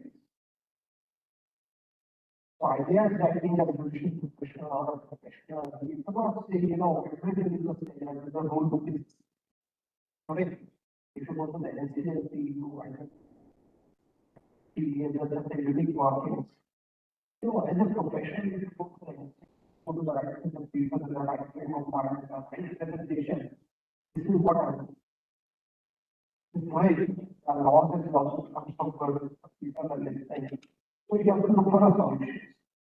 It's just for capitalistic for one of the separate responsibility, and then the space setting of quality.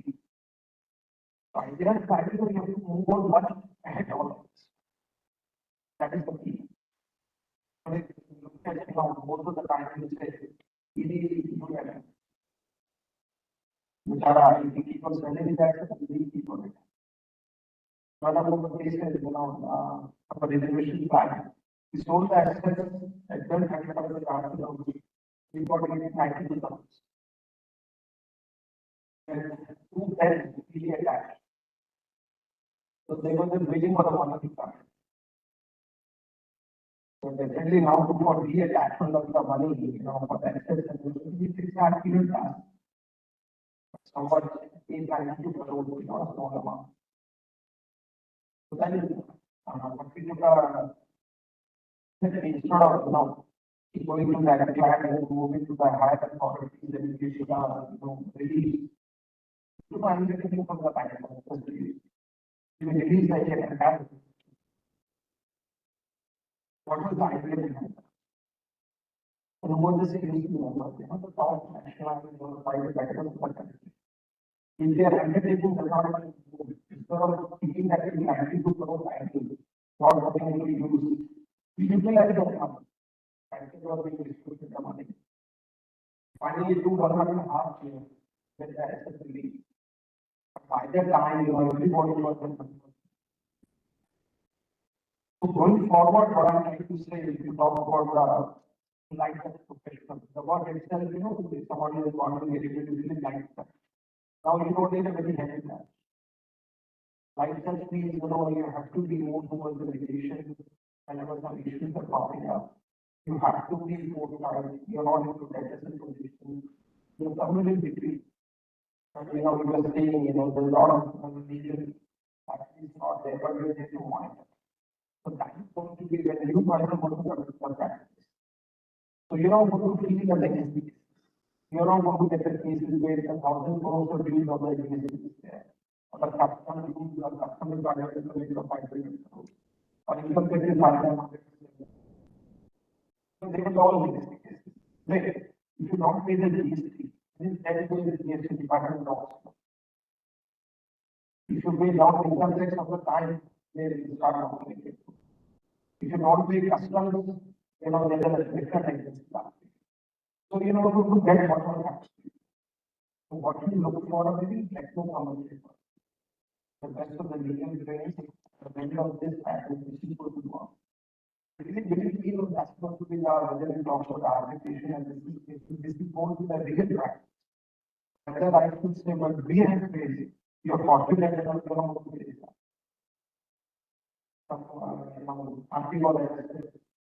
Then again, it has to be something.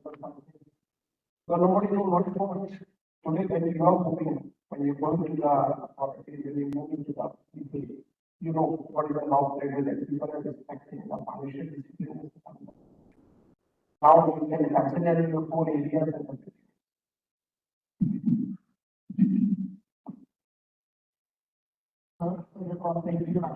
You actually asked like the next question that I asked like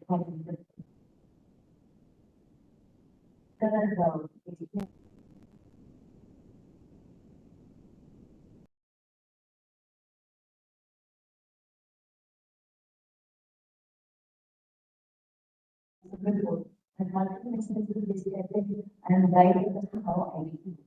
But this is not the case in the companies that this is not the case with the companies. Do you think that is one of the reasons why the field service framework was not a very successful framework, as it is a number of cases that are getting closed under the NCC for this broad reason? Do you think there is actually a shift in the approach of the traders, pre-ITC, design process? The IBC has been a regulator in the sense that it's not the change in mindset of people forever, hopefully. Not because they can't make anything to grant, borrow or the editor or anything. But the outcome is binding pretty much on everything. But I still feel that ITC and the ITC is best used if not used at all. We all know that most industries, except for maybe some commodity industries like cement or steel, where deterioration in value is not as much by time. But any other business is done with stakeholders, customers, suppliers, your counterparty, other people are there. These organized, these managed over a period of time. Again, these are all letting you. If you have to wait for resolution until it goes into RPC, then people have lost significantly longer time. So IBC was necessary because of the mindset and the attitude that we had in the first half of the 2010s. We were very happy to be pushing this problem down the road. Then IBC came and it changed the mindset completely that if you default, you can't get your business. One lot of candidates who can't done it, then 29 A was the final made with the document that you can't wait for your license, you can't get it. That is very clear. But what is still, but actually, say that is very nice. IBC, unfortunately, is becoming a victim of its own success. But everybody wants to use the IBC for regulations. Because it was good and there was only the 30,000 and maybe the 2,000 after the 30,000, but that was the only focus and everybody was focused only on those. And then without those, whether it was the government, the RBI, the banks, the RPs, the everybody was focused and let's get this out and let's get this done. But now there are hundreds and thousands of cases and unfortunately our legal barrier is not enough to really what is needed in all of these and smaller the case, lesser the returns, less the value, less the interest of people. So we need to have a very, very strong mechanism of ensuring that solutions happen much before we get down the insolvency path. And which is where the rescue comes into play, as you said. The reluctance, now the question on why there has been a reluctance to historically, it has been primarily on the lender side. I have companies in the past, good companies, MNCs who believe that they're running into trouble. They asked me to say, go and tell a bank that I am in trouble, please let's sit together and find a solution. And what do the bankers say? Bankers, they don't even come to me. If you have a problem, don't even tell me the problem, we solve for it yourself. Do whatever you want, but don't come to me and tell me. Because I don't want to go back to my bank and say that I need to make a provision. And it's back on my face as the bank, because why did you get the money? This is going down. One problem, ultimately default happens, then delays happen. Then what happens? They don't want to agree to solution because their own migration of X, the restructuring plan on the table is less than X, or there is a compromise that needs to be made. So what will the tables and dreaded triple C think? And why do you accept anything which is less than that? Or why the bank must have the bandwidth or the financial offer to accept a loss on this? The other problem is consensus. Banks which are 70%, 60% of the banks may be willing to accept a resolution plan, a restructuring plan on the table which can take the company forward. But the remaining 25, 30, 40% people are not willing to do that. Until, unfortunately, the security factors are set until the last 1% guy is not kind of brought onto the table. It's okay to say 66% you can approve the, or 75% you can approve the restructuring plan under an MRA and go forward under the circular of the RBI. But then the last 1% to 3% guys hold out and say, I will not agree to this, I want them to money back. And then they keep dragging out. And all of this dragging out only thing that happens is the capital keeps deteriorating.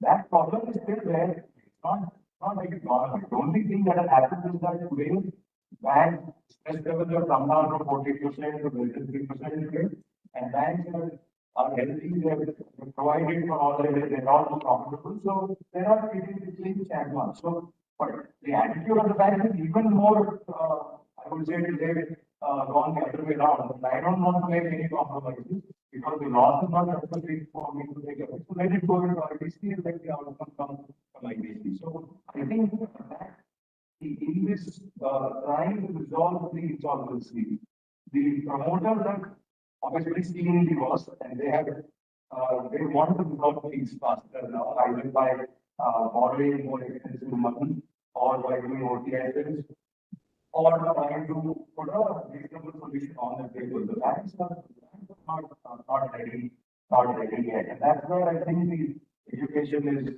needed to kind of make sure that it can approach with the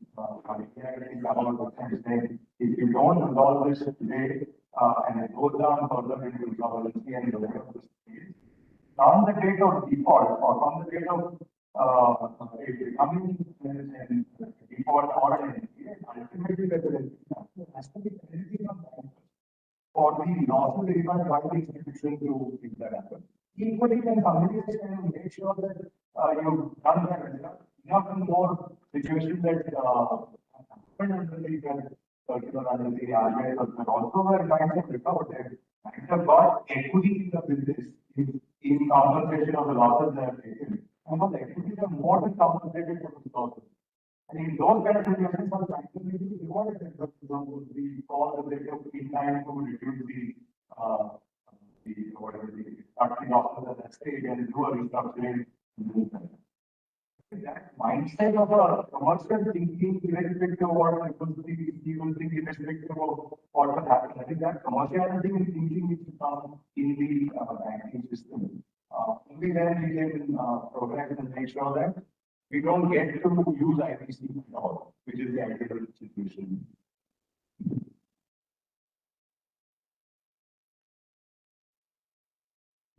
And as I said, commercial business does not lie only on the section 21 of the law, but should also lie prior to IBC. And an individual business can also help a corporate business better using the pre-existing restrictions. On that note, what specific financial and operational indicators do you think should the companies take as a warning condition so as to restructure assets prior in order to avoid the error default or the error enhancement under either section 7 or under section 9 of IBC? Okay, this is very interesting. See, I would consider the cash flow problem. That is the very basis of the IBC 2016. When it was 1 lakh of default, which was proposed. So it is a cash flow insolvency was the stress which was given. Meanwhile, it has a lot of relevance because if somebody is not able to pay, even 1 lakh has become due. It is a clear indication that there is a financial stress in the country. And in some ways, I think that 1 lakh, whatever default was there, it was in some ways correct above. So that number one, if that company has money of 1 lakh, then to pay immediately when the money. If they are not in a position, it is a case for going into the insolvency and finding a. So, if you ask, if a company is not in a position to pay its suppliers on time. That is one indication that the company is not doing well.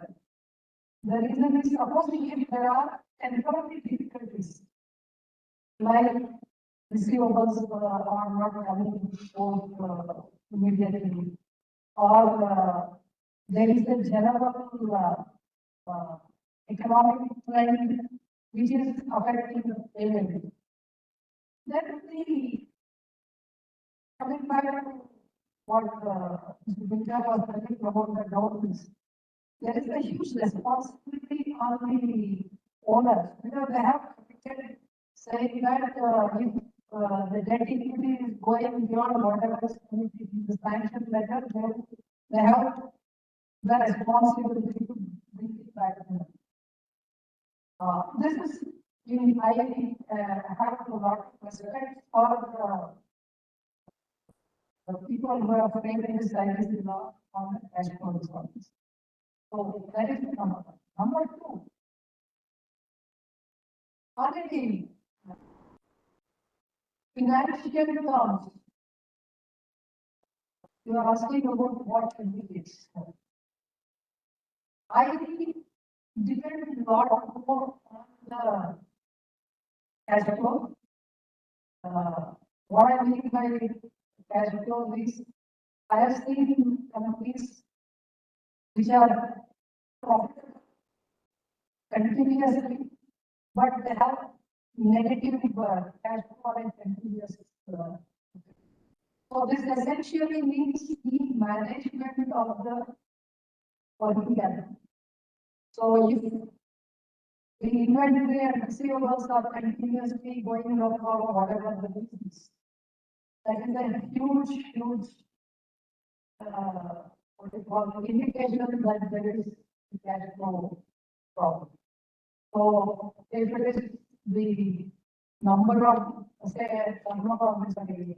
receivables and inventory as number of days of turnover or number of days of cost of goods, it is a very basic indication of the.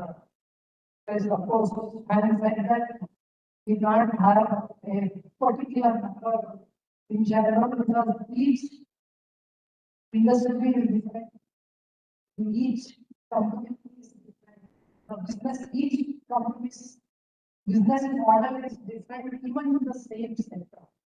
So these are the immediate things like in of course, the gross profit margins, which they are going down, EBITDA, which is going down. These are all a broad indications. But I would say that coming back to the key management personnel who was running the company, the board of directors are required to monitor on a continuous basis. They will definitely are in a position to identify the stress and the analysis. Connected with this, there are governance issues on part of the directors, because even I have today, we are not seeing section 10 initiation of the applications where GI problems. So there is a need for awareness about the governance issues connected with section 66, because 66 subsection 1 is, it is broad. Now I am not talking about 66 subsection 1. 66 subsection 2 states that if you know you are in the vicinity of, I'm not telling the exact legal word, if you are in the vicinity of insolvency, and if you are not being careful, if you are committing in some ways more liability, you become responsible. I think in the creating of the governance issues for the board of directors connected with 66 subsection 2 is very, very important. And Dr. Sahu was the chairperson at that time. If you see some of the CRR reforms, there is a requirement for ITs to identify when in that particular, what is it, what is the zone? Twilight zone starts. So the form requires the ITs to identify when the twilight zone started. That means that has mentioned in the section. Because in 66 subsection 2, there is no necessity to prove intent to defraud. It is automatic. If you, there was a twilight zone has started and the directors have not taken the appropriate measures at that point of time, it is automatic. So coming back to your question, there is a huge awareness which needs to be raised in the minds of the directors. Sometimes people think that independent directors can get away from the what to call because they are not in the operations. There is an interesting Supreme Court judgment in New Zealand in the matter, where even maybe if you read that particular judgment, and forget the name of the judgment, it shows that what is the level of involvement an independent director needs to have, and what is the impact it can create if the board fails in the governance issues, which can impact even the directors. We are still impacting in connection with that kind of governance, but this is what is of high relevance.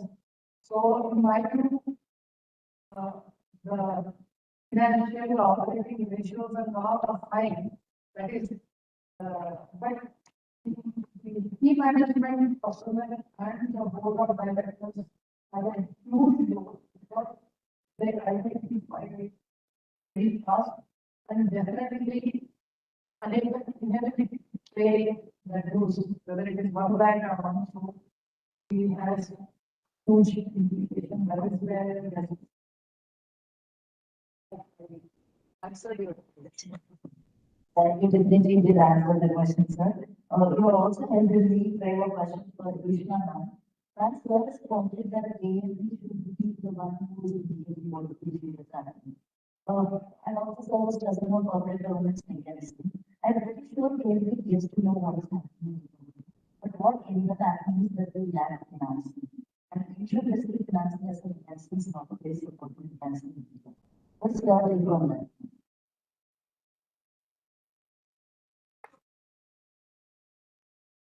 I think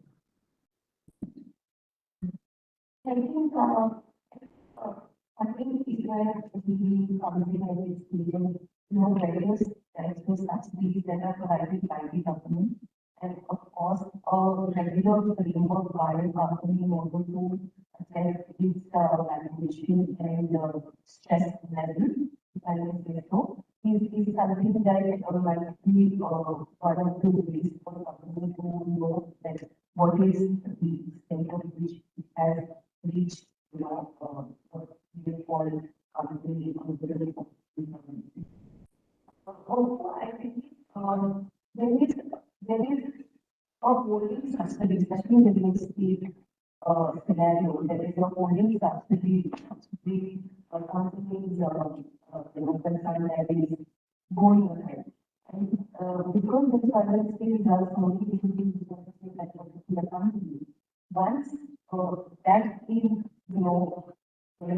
initiated, the subsidy company. Holding company should be in a position to understand that it gets now understand from not only able to resolve but also to ensure that they can create that sort of funding that they can take over the subsidy funding. I think it was they can go through the 2028. I think funding in India, every week still requires a lot of change. Government subsidies is not enough to set for MSMEs. We've also seen private funding in terms of debt and equity loans. I think, but I think the most successful, which I have seen, are the families, where as soon as the company is aware of its nature of the dream, they have been able to convince the vendor or the vendor has been aware of. We have been happy for signing it to ERCs and the NCCRS now in operation. That's where I think a lot of entities have been able to exclude themselves from these sort of activities. Also, like we discussing that how we almost bypass the main companies which were historically. So, I think MSMEs, there's a large chunk of MSMEs. And I think when MSMEs are in a better position to be and I think for MSMEs it's much easier because the statutory to also go on and actually have better statutory to be rather than the speech. I think MSMEs also have beyond the identities. Other than that, there is, I very strongly believe that there is a need of mediation to be brought into insolvency. Because prior to the mediation and the corporate insolvency process, the proceedings are really between the creditor and the so that in those formal proceedings should be ensure that we have an option of being resolved through litigation. We are still in a gray area on that because mediation in insolvency is not rightly of course, I mean, both have to happen. Apart from that, we have that the Supreme Court where facilities are not allowed to direct or settlements or definitely regulation. I think that reform is much needed because that would include a lot of that is for resolution first as a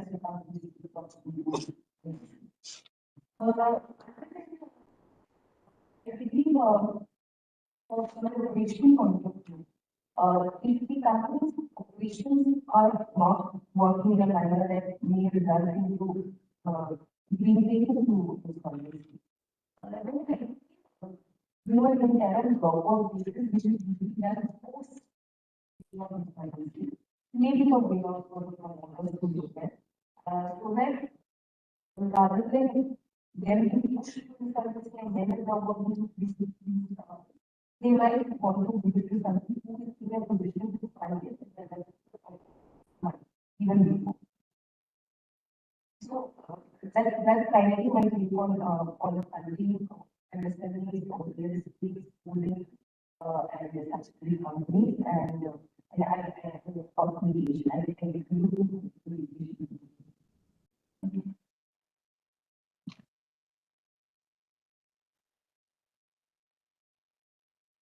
Like I said, mediation is actually also two types of better as to approach mediation and on that question I probably role after this presentation is that do you think India should make our body comprehensive mandatory and if it is made mandatory, would there be a possibility of avoiding IDC as the legislation commission? Where the government data will have to be case management to a restriction. Do you think that this is a possibility?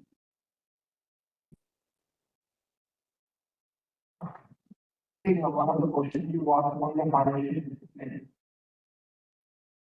If you look at the country, and the country is already relevant. Who is the good promoter and who is the partner?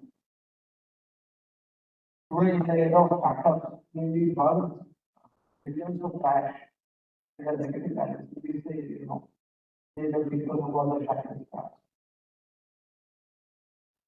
If you look at the valuation of the startup, not about the biology, not about the behaviors, these people believe in this money. Similarly, when we talk about the aspect promoters, so when actually you do the business and actually thinking of this, how is going to work around it?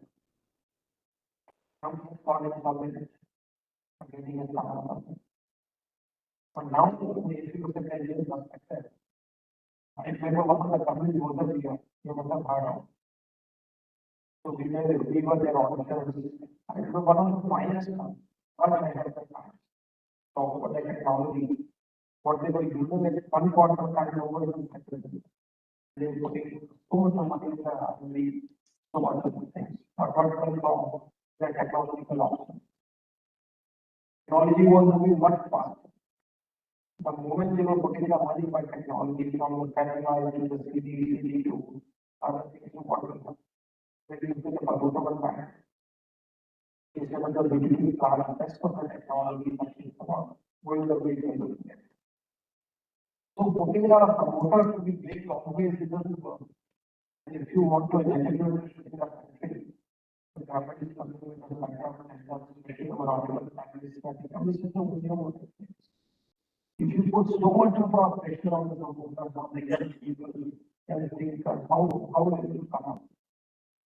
If there is always a feeling, that the background is going to come on your piece is going to help you.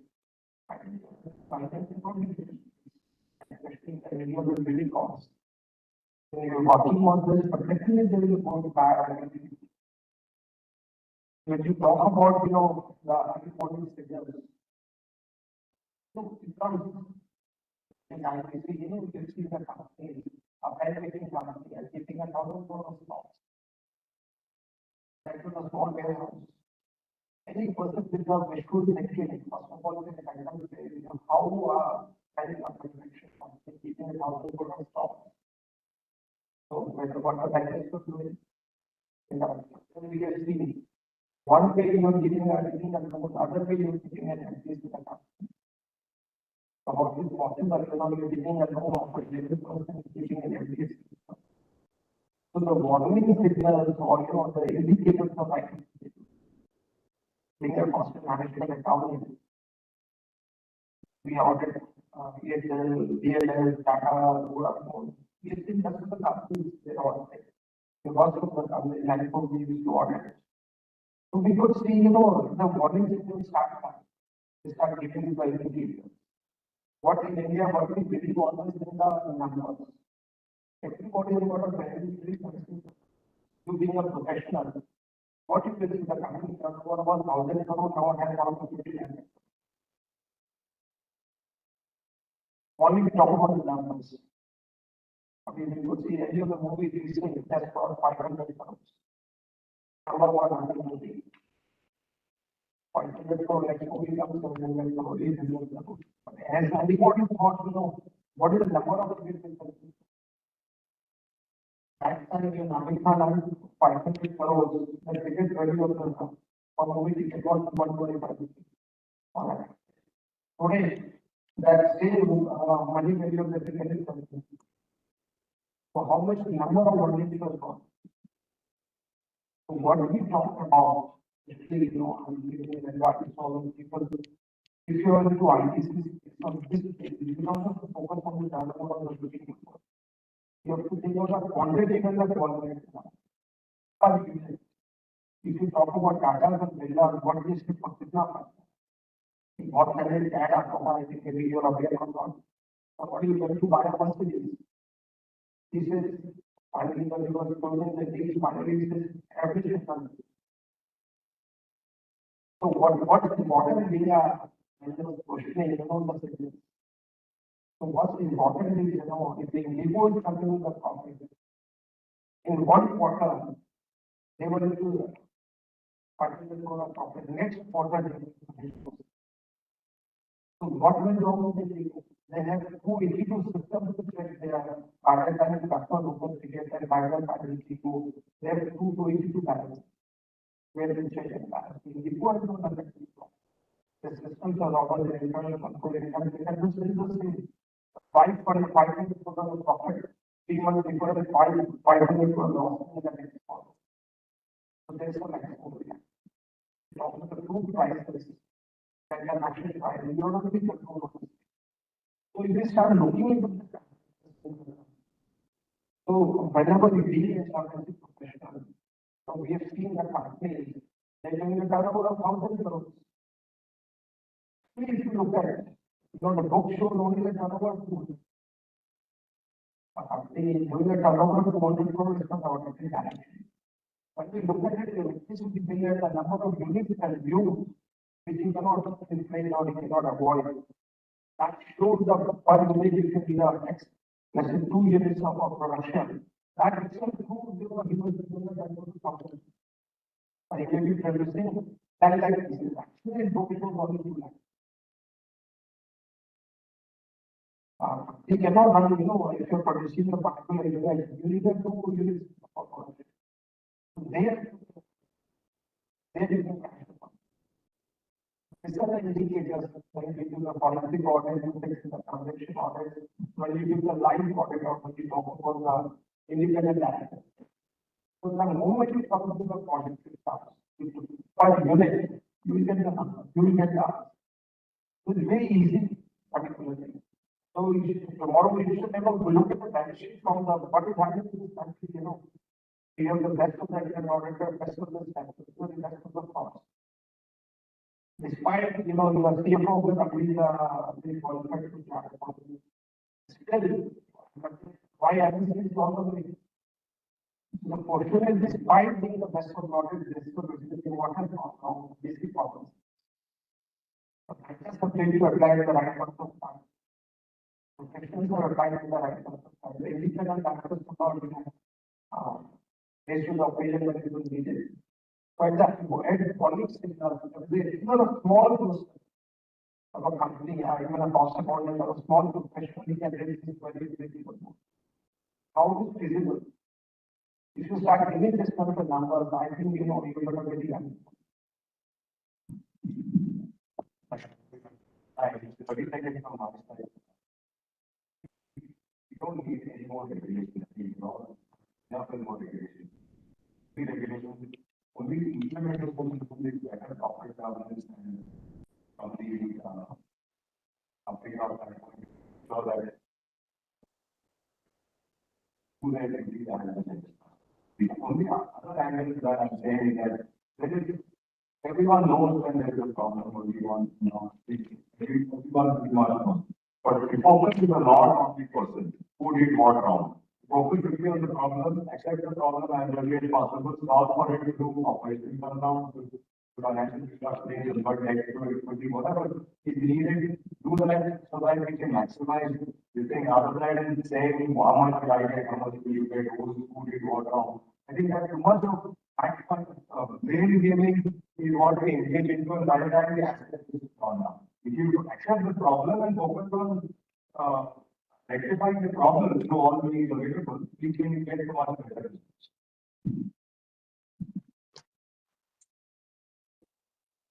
Yes, there is an art of human trial or operation becomes not as a connection with identification of things.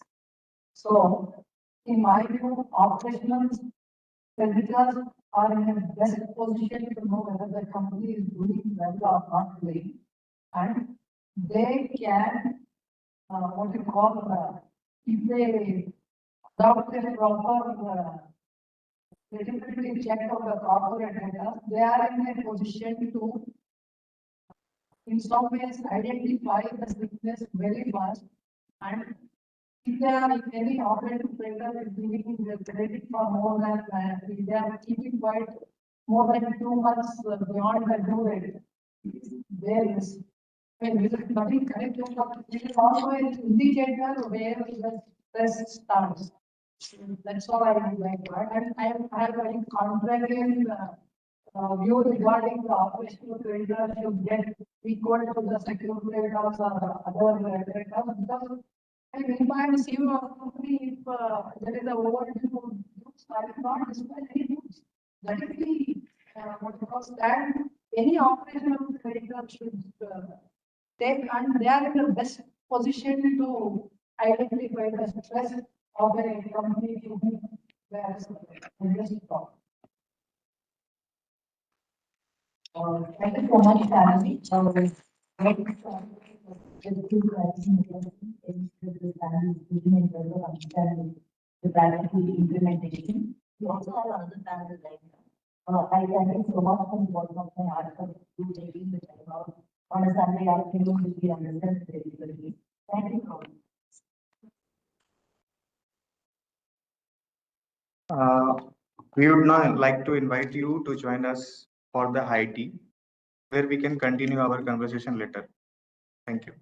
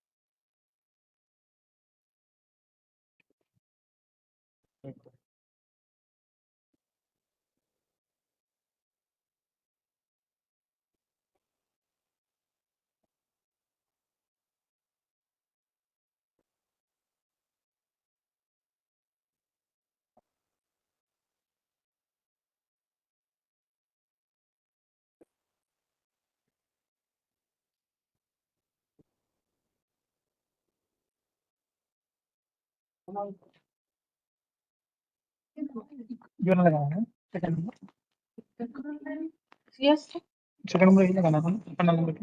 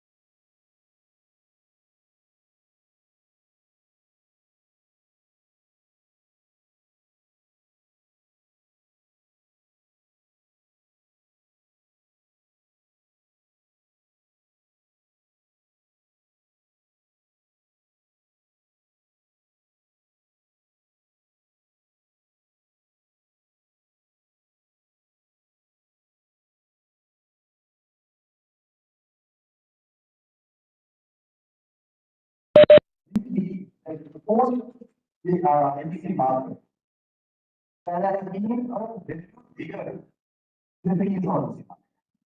This was my view, I think, in answer by consumer. Keep it short because, first of all, Emerson's point, short term experience always market is very good. And I like to talk my co-panelists about the cost of the challenge, but I think it will also in terms of what we call the market is.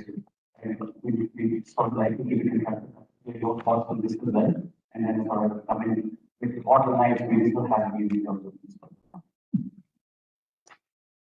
The same question.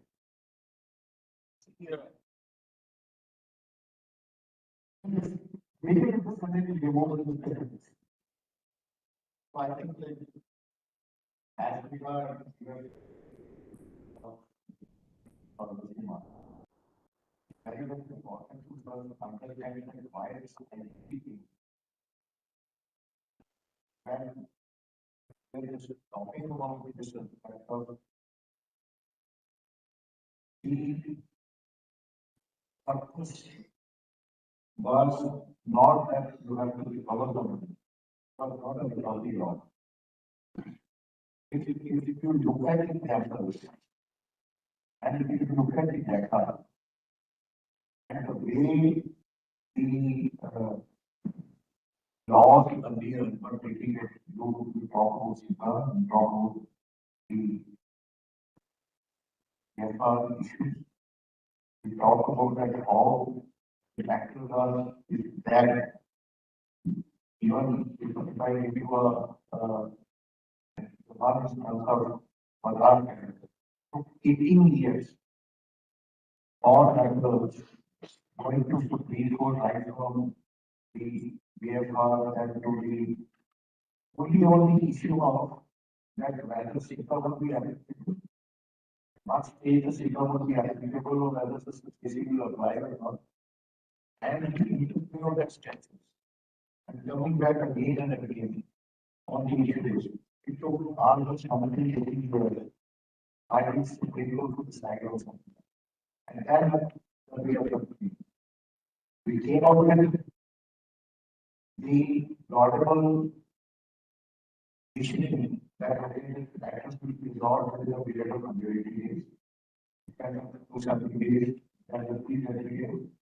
That is when the locating collaborating for mandatory or directly. Those issues started popping up. And today, even if you see the data which have been issued by the IBM, even at a election speed, it is taking out the cover of the services. So, the practice of talking about that if it delay, I think because has rightly pointed out in the first instance of article, and then you think talk about the management. Is that either is it a talking on decent, not a recovery? Is it a contract of sale? Is it not? It is not a contract of sale. There is no way to buy a release. It is not even an option. This is, if you talk about option, there is it is not as where this bottom there is this. But if you see no nothing talking about the they talk about only the regulation. That was I mean election. All the factors talked about the mindset. Whether this is someone you are asking me that I will speak. But really you have seen the changes with Gulkar also, and I believe the major change which brought was the change in the mindset of the board. Again, everybody was saying, no, that is, we will look at your not to talk about your taken the working capital loan, you have used it for the other loan. Now, the borrower fees or reflects the entry balance which you are running there. But apart from that, again, the things are coming back. By the national norms. We see that June 7, 2019 circular, the pre-incorporation and other things. But there are many things. I think the law is evolving. It has evolved to some extent. We have the different phases. But the way the delays are happening, the way I'm not saying only from the judiciary perspective, but there are many delays which are happening on account of the same. See, when you have consecutively, you see everybody has his own mindset or to talk about.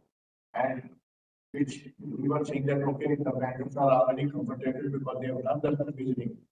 Now they work on their own funds.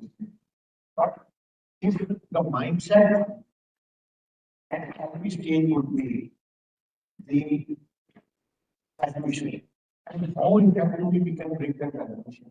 I think even under pre-solvency, I would say we really need to deliberate it on that what measures we have to take. Even under pre-solvency, but the positioning is today, if I talk to the bankers, nobody will like to take. Sorry to say for that, but no bankers would like to take and own the decisions on their own. Because they feel that even after retirement, if I have taken an action, somebody will come. Even my retirement, the CBI case, better that I will do. That's the matter, go to the court, that will be step to the court and then I will decide. So everybody would like to see this thing. Even if that is the mindset, we must study that why still chapter 11 in the US is still a success. There are, you see, normal, which might say the free form provisioning. There is a pre-packed provisioning under chapter 11. There is a pre-arranged. There are, and it's a debtor in possession. Here we are talking about the creditors. It's a debtor in possession. One must look at it how we have to evolve that situation. And let it be a hybrid one. That we see that how we have to take it. Those are the positions we need to consider. And I think it's an opportunity that there is here, we all are talking. If we represent it, so that's a somewhat provocative position. And I think when we answer with the agencies, we must evaluate. Look at the positioning which I was talking about this. The CDR mechanisms we had. Under the right. What happened later on? Right? We had the Supreme Court. They said, no, you have to go to this. You see, the Supreme Court got down, then June 7, 2019 circular came. But ultimately, I'm saying is because I'm just making it that we should evaluate from that part. That corresponding to this, there was an amendment in section 230. It talks about the compromise and agreement. Can we think something that the potential laws like June 7, 2019 circular and all, that we can club it and make a scheme of arrangement and make it binding for all these creditors to that. So these are the things, these are the issues which requires larger debate, which requires members that part, which we need to consider that. It's simply if we put it that again, then we are coming back to square one. It was a well-debated issue that there are problems arising because there are multiplicity of laws. When I asked that why it was not an act, why it is a code, why we bring it the code was let all those laws be compiled together and bring it to the one which will overact here. That is where we are just talking about it, how we have to go over. So I'll take off from it. One thing that the country one was very vocal about, and the other also started saying about this, one thing that we are saying is that the attitude is very rigid. There is still something that we need to watch. Okay. So on that note, what do you think is the biggest resistance that comes to this attitude and change when we look at going into the free market or the IBC market? Okay. And what was the issue? Like you pointed out, we had problems. Either engrossed too many jobs, which is actually the outcome of project activity. The bottom of approach is the attitude and development which become from the bottom. And one has also elaborated, talked about a lot on the attitude and business. So where does it stem from? What would we do?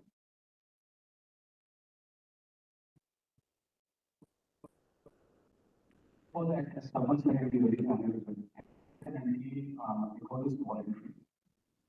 A lot of lenders are very skeptical in terms of taking the call. So, and therefore, you will see a lot of lenders jump to the identity bandwagon because it was forced. I mean, I can use the word forced by other way. But whether that has given enough results, maybe it is a positive change. Maybe it is something which is great in terms of evolution. And I don't want to criticize everything. Everything has done its job. But the pre-IBC team also needs to think in terms of exploring that and whether that is will also be because in my view, yes, it is equally important. In terms of attitudinal change, I think what it should be, and I'm a big fan of feedback and all the way that Indian feedback is sort of stitched up, it is a great way.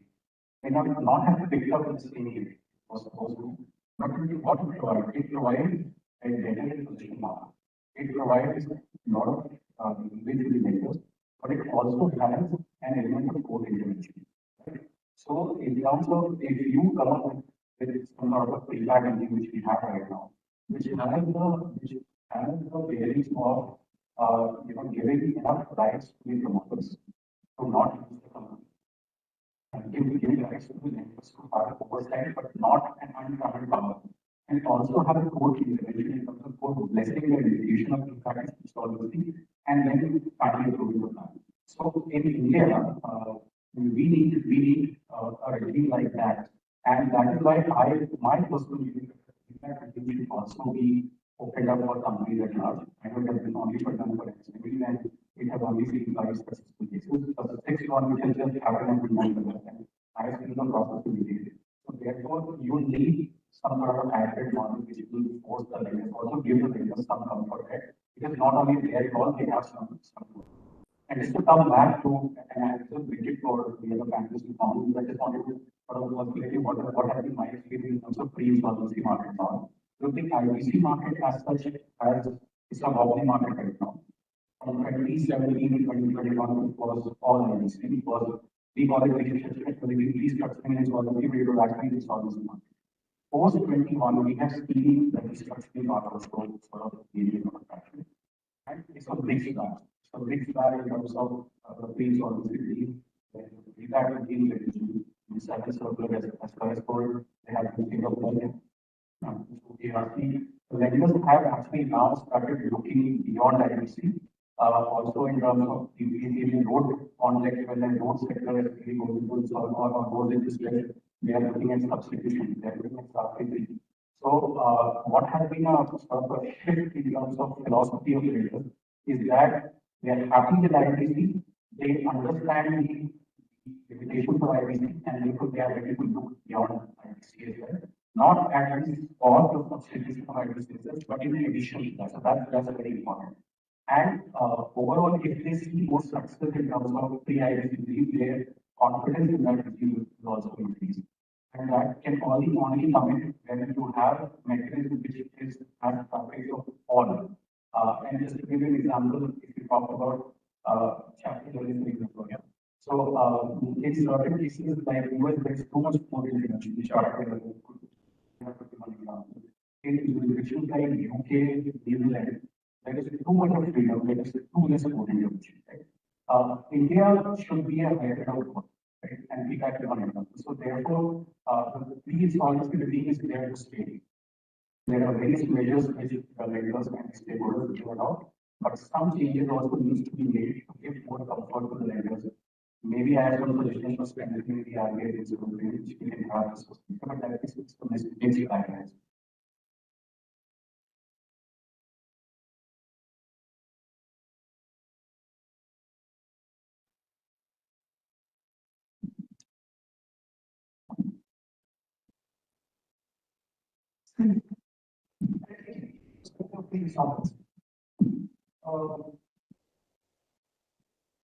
In my mind, there has to be differentiation between that resolution and insolvency resolution. But we see that we have reasons to rejoice about the resolution that we have had more than 3 lakh crores resolution that after COVID. Yes. That resolution would also comprise of situations where there are debtors who are have ability to take the willingness to. And then they intervene because of the various societies or litigation about it. So that limitations have to be differentiated from insolvency litigation. There's a lot of encouragement occurs with resolution. We are yet to see that encouragement in the insolvency litigation.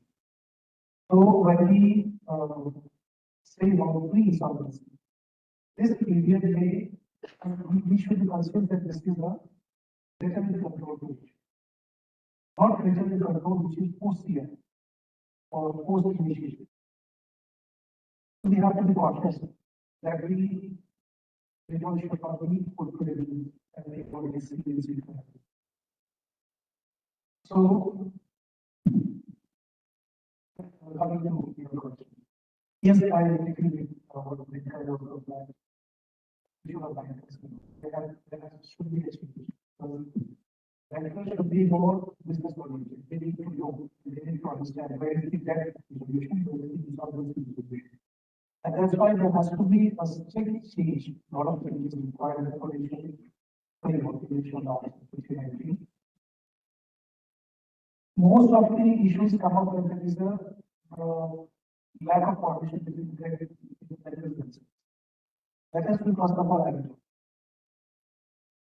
They need to act jointly towards building up a resolution plan.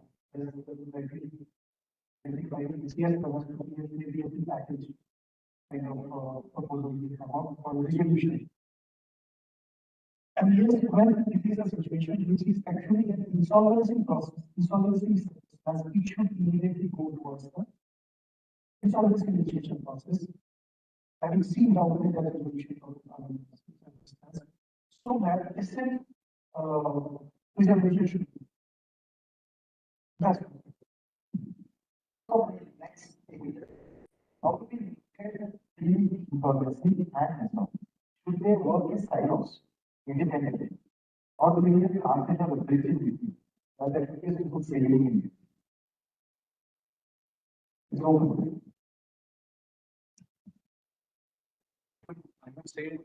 I would say mostly it should be very independent except for few commonalities. To give an example, first pre-insolvency resolution, basically pre-insolvency, I would sort of put it into buckets. One is the restructuring, which we try to do pre-insolvency, and during insolvency we try to do resolution. So that's a fundamental conversation. I personally think that they should not be mixed up. And the network stakeholders have to be very clear as to what they want to do. They should also look at this entire scenario as they could really find sometimes they can find it in the complete insolvency. The law takes course. But it is always more led towards no data position.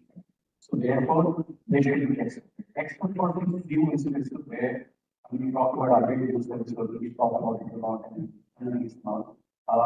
Just to give you one example, where I see some formality where it's always really hard to take something from is when June 7th talks about preparation of a resolution plan for school to that.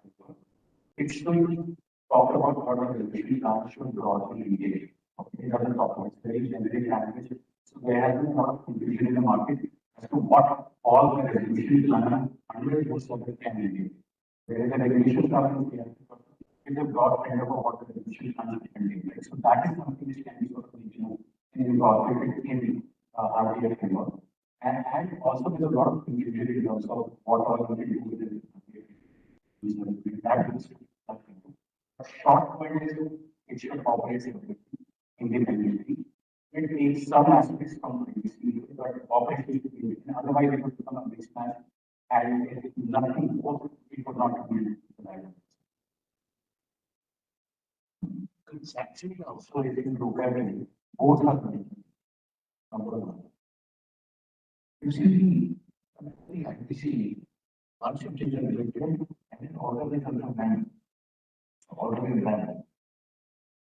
Here, in the June circular or 15 corporation or even under president, it is contractual. That's the, you see, you have scheduled banks, you may not have even some of the foreign banks, bondholders, they are not party to this. Or to bring that into that is also this. This is what I'm saying is that when looking at the all are eligible under that free corporation, that potential payment which we are getting. And then I am just extending it to what is section 230 we can think about to make it binding. Then everybody is looking at it, any new investor will come. Now, for the free corporation, you will not have a constraint duty as right? Or bringing it under the IBC. So, section 31A, which provides that that would be there, otherwise, even under this, and they talked about the enforcement electorates. Still, they say that IBC will prevail over this thing and that, but under the free corporation, they can still take it up. So, those are the nitty-gritties which we really need to look at. I think there would be a concept of pre-arranged acquisitions before, and then once it is there, but the limited knowledge I have about other that they majority, what is the feedback there in US, that is the pre-arranged. The majority of the lenders about there are no numbers, but these lenders which settle it, they enter into that. And then once we enter into that, they immediately go. And in that is resolved within a 1 month. Those are the things. Ultimately, it's to how to, you see, resolute the issues which are coming in up, maybe the gathering. Once underneath the IPC, the problem with the IPC is that I have seen many companies with best of the assets. But the thinking has been shifted. We had the MTAC 6 months, it was not changed and all that. Today, talking about a second report, a single report. So that concept has been shifted from the asset to the liquidity issues. The moment you don't have that liquidity, even if you have failed to testing and it is over a 1 crore, they will drag you to the IBC. The moment it is admitted, the person, there could be various reasons. And when we are talking about the strategic these financial synergies, I may be having a positive balance sheet, I may have the assets and all that, but I am liquidity star. Banks have to see to it. That let's give that opportunity when we are talking about the restructure. We are talking about that restructure. Can I hide off my idle assets? The rate cash put it into that one. Can it over a month? Can it over a 3 month? Can I see that okay, I can bring it in a month? All it will take time. The moment one decision is going to be taken, the way we have reported and we given, I'm putting on the notice, I will admit it. That will fail us. Those thinking again, we are just looking at it. Again, we should not reinvent the wheel. We will leave aside IPC and not that again to the police models. We must study that part of the issues, like we are talking, let us have a discussion. How that has not been taken. Because you provided that in the pre-plan, all the operational plans have been built fully. So the floor managers are saying that, okay, we are not having. Why the operational plans will get the full payment and we are not getting we are getting the. So, and why only that pre-plan only would be for the MSMEs, not for the others. So these are issues will be validated or they will see that as well. And I think it's really trying to see a comparison between dreams and actions. There was a lot of organization I think they very in terms of listening for stakeholder one. I personally haven't seen that as a practitioner, as a lawyer, those many changes in the and focus on the previous policy. We keep talking about architecture because we feel that they have the end of the day, they not going to spend the concept of signing. I think they're not going to sign it. Not working capital lenders. All lenders have to sign it. To get all the working capital lenders on board, get an ICD signing is still a challenge, which basically causes a lot of confusion. And a lot of lenders do not even agree with the council. Stands for thresholds. On the ground, there has been a lot of confusion. Sometimes the entire restructuring takes place and ICD is not signed. It's signed at the last moment. Then people come to us for ask whether we can do this or this. Restructuring, whether we get property benefits or not. Whether the restructure can be kicked off in absence of a default or a default if necessary. That is another question. Still like this issue of responsibility. Reference rate for 15 and 50 million below it was not being modified. But we know for a fact that companies are happening under the organization or under 50 million below for which is being taken. In one of these instances, the lender had asked us to pay that I am going to do a restructuring in the spend, and as part of the restructuring, the borrower will transfer the equity, not a conversion of equity, transfer of equity. Is that allowed? Either way, because it talks about conversion, it should be in different context. It doesn't talk about transfer of equity as a part of the distribution plan to the lender. So they allow it, they can just ask, they can call on the call which we put for trying to get the fact of the included role. So short point is that when we talk about, we keep comparing identities with PIDP.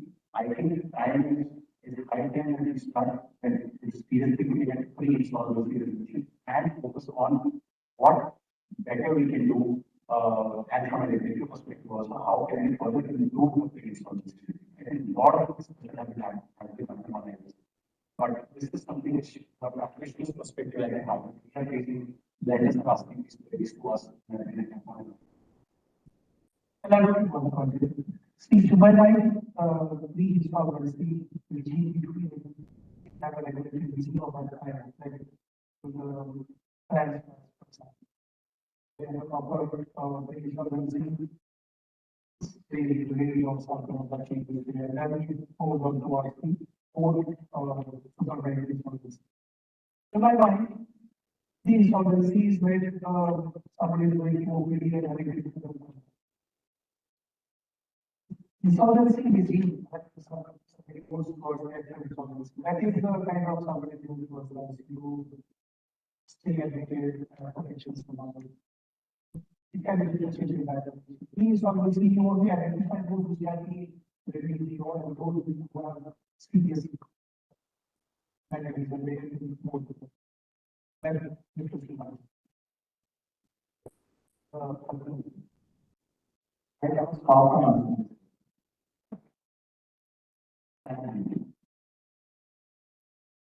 and operation in regards to insolvency. Fundamental principle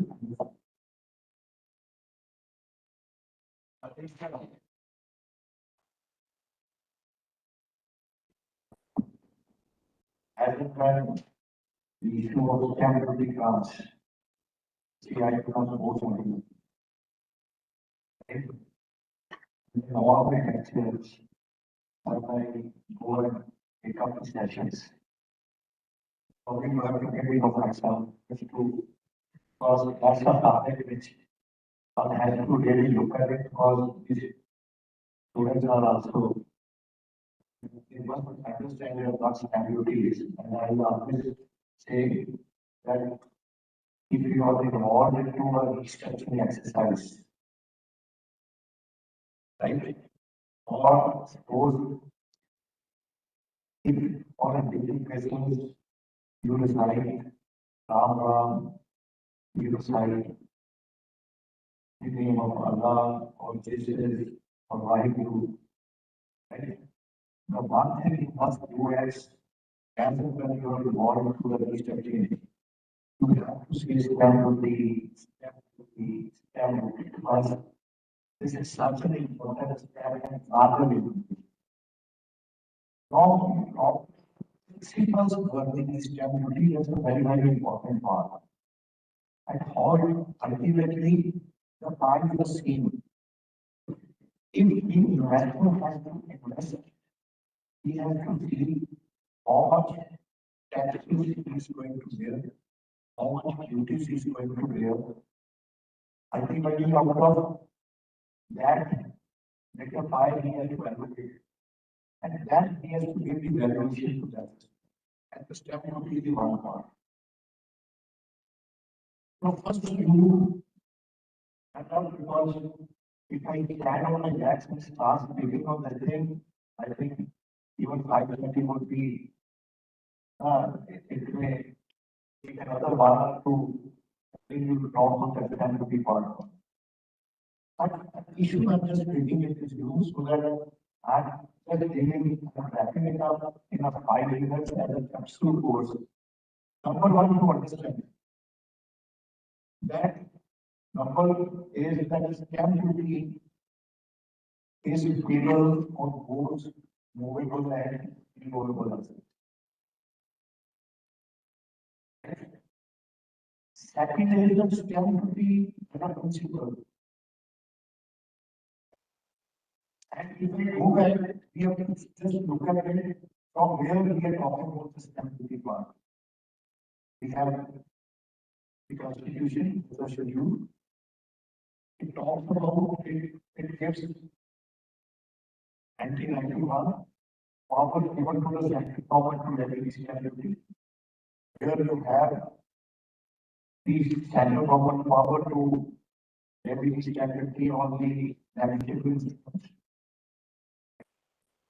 When it's about change, police, issues of shares, those are the things. Then, at 363 talks about powers given to the state government, and then there is an entry which talks about 41 and 63, which talks about the stamp duty, which is a permanent duty. But largely we talk about the stamp duty as a state subject. That's the one part. Second, which I am talking about is that we talk about that it's a state subject. But before that, I will see you will not find it in the books. Stamp duty is payable more stamp duty is payable on before the execution of several exceptions for the execution of the instrument. And then stamp duty is payable on both movable and movable. I will just give you the examples. Suppose you ask for this thing, you are saying, sir, my wife, I suppose that you are married.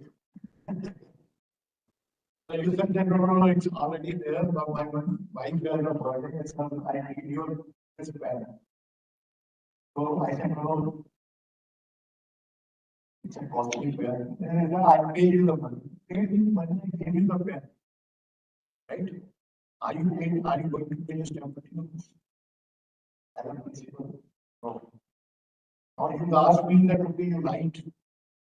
And I entered into a same duty. Right?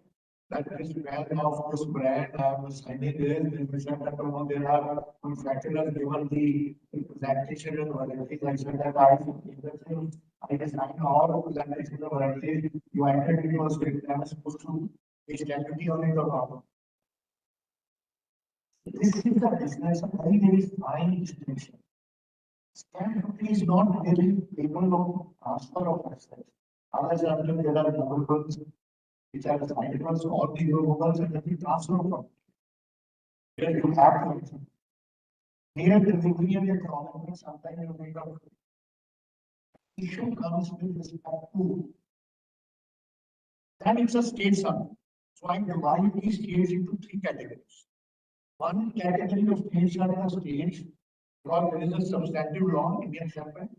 There is a schedule attached to Schedule 1, which talks about the stamp duty instruments which are liable to stamp duty and corresponding to that is the rates of stamp duty. The rates for the movable assets, rates for the movables.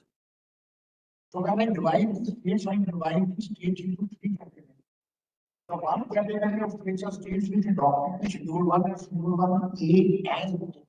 There are 960. And there are some others states which are adopting that. There is no change. Then largely there are states who adopted Schedule 1 and Schedule 1A. Right? Like Haryana has a different rates of stamp duty than Delhi. Punjab has a different rates of stamp duty than Haryana. Right? The third category of states are the states have their own statutes. You have to look at it when we are talking about it, that what will be the principles and you talk about it, all aligned. Now that look at from the IBC perspective now.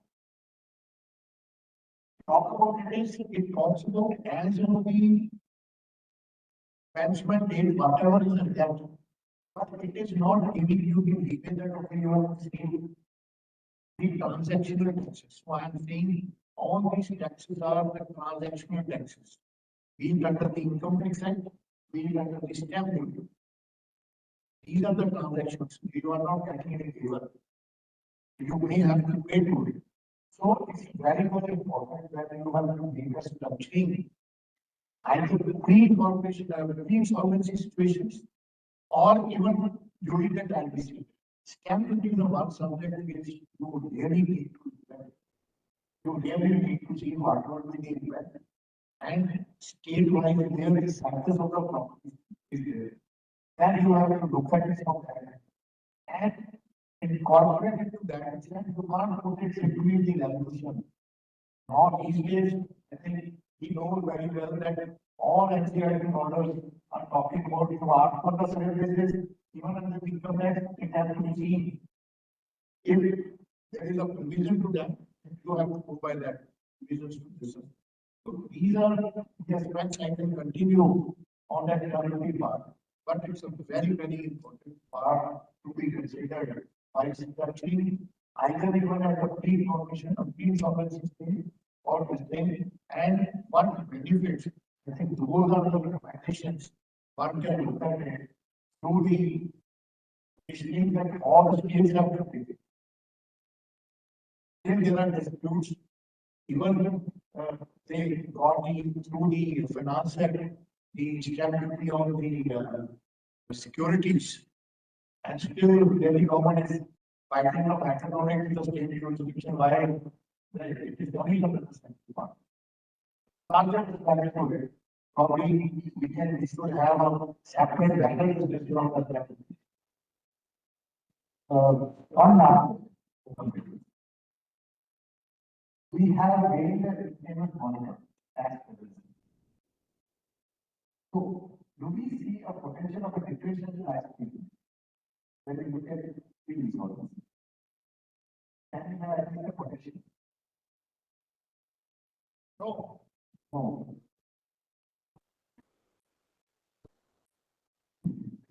Now that we are not aware of the question, we are just responding like this. In terms of so the plans could impact with another as per the entity of the staff.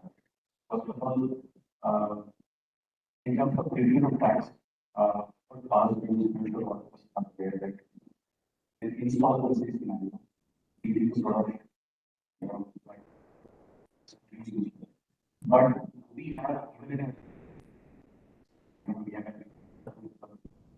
that, can we avoid tax in an emergency scenario with respect to assignment of debt or writing off of debt? The answer is no. You would have to be liable for tax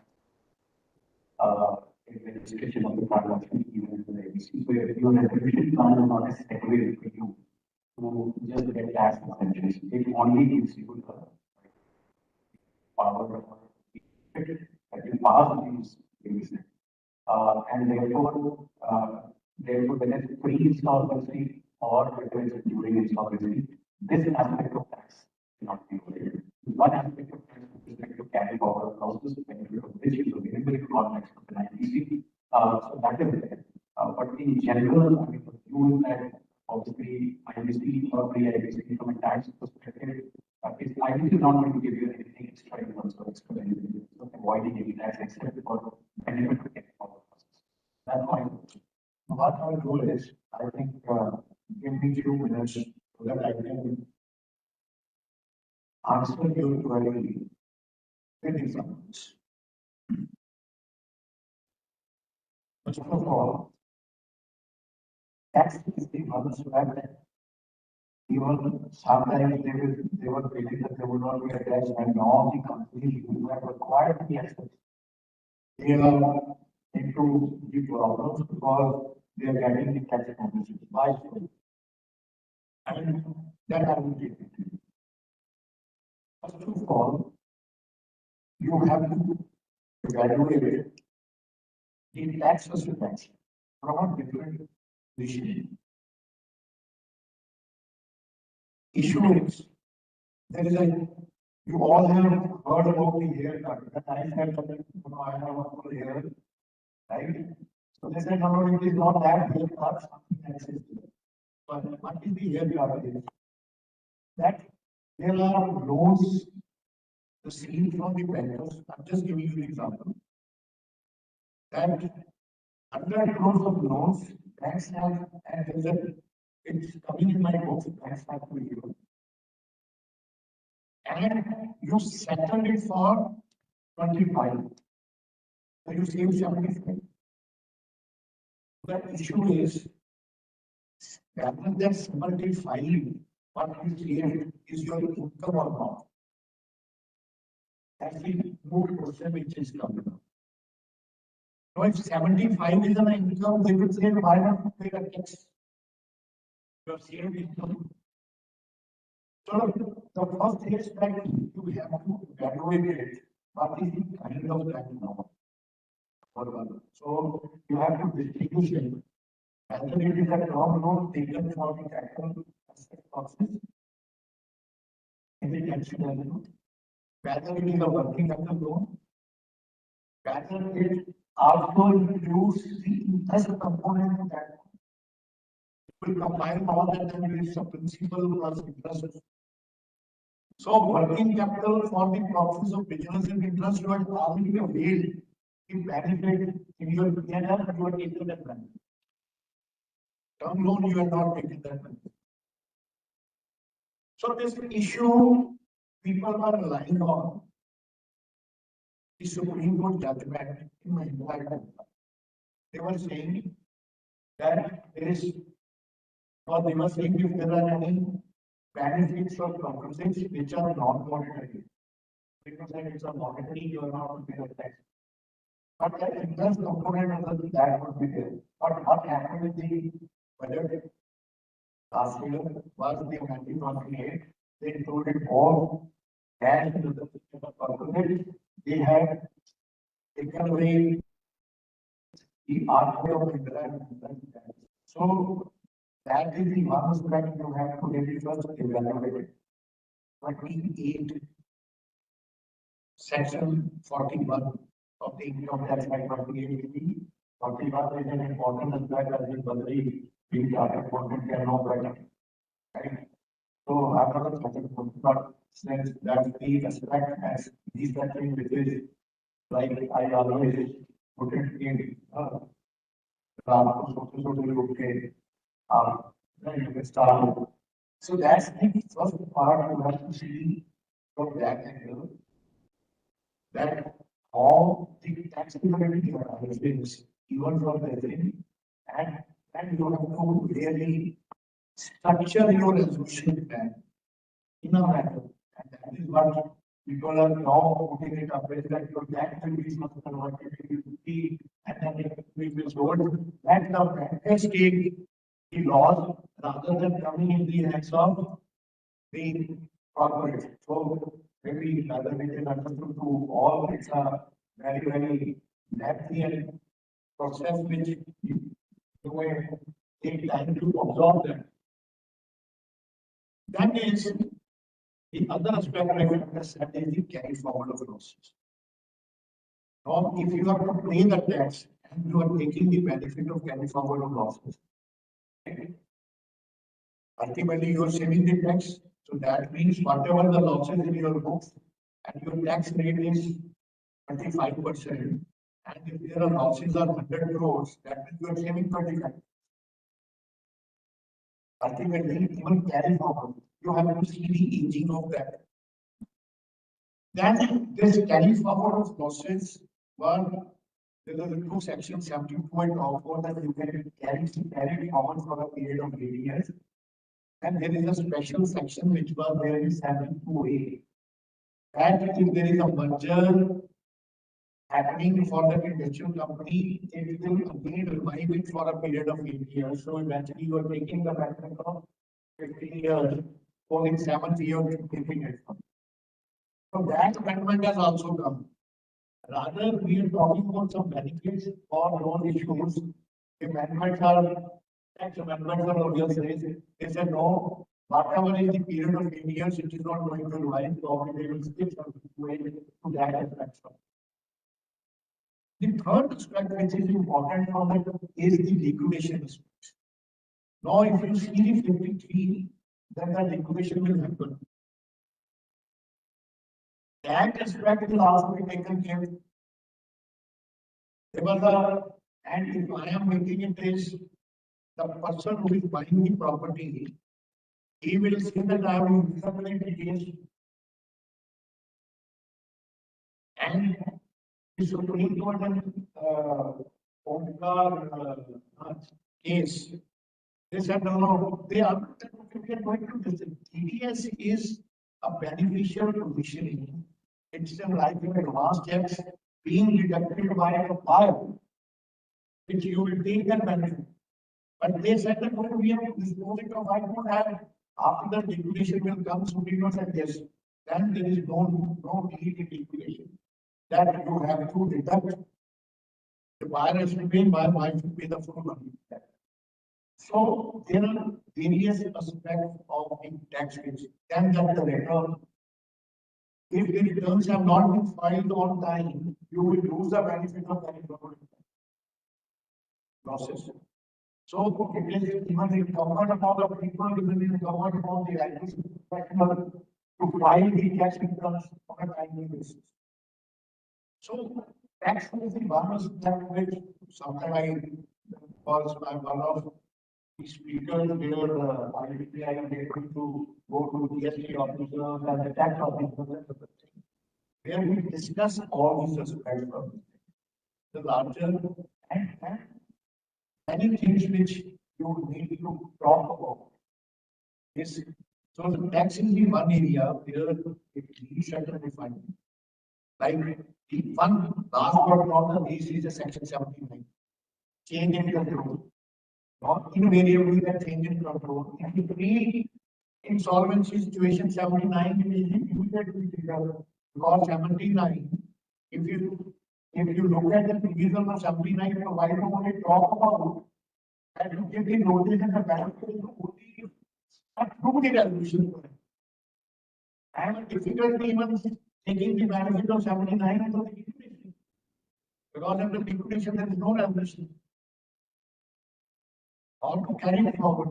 Under liquidation, even corporate debtor has a going concern, zero corporate tax and going concern still there would be because that is under liquidation. So there are aspects which are debatable aspects which you really need to look at. Our point is that this money points towards service media.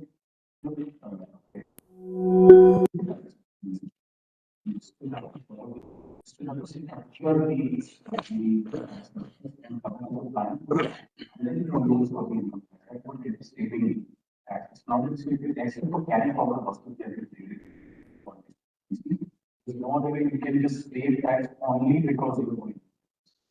You have to structure it. Like two options is that one, the other option by how it is structured taxes, they do an assignment of debt, a corporate return is assignment debt in favor of the acquirer. And then they end up purchasing the company. So and arguably that also maybe I'm going to put tax, but that there is ways to structure the tax. There is no automatic way to avoid or get an exemption from tax if it is a right receiver. That's the knowledge part. See, taxation passes through the constitution mandate, which is the negative. No tax shall be levied except by a provision of law. That's why I already have to take a passing here now. India is one condition of valedictory. What is the definition of valedictory? It means minus the taxation liability of the operator. So that will be enough compensation. That so far as the taxation levies which are arising out of the distribution plan, that of course will have to be borne by the thank you. Wonderful discussion. I think we are waiting for. Thank you.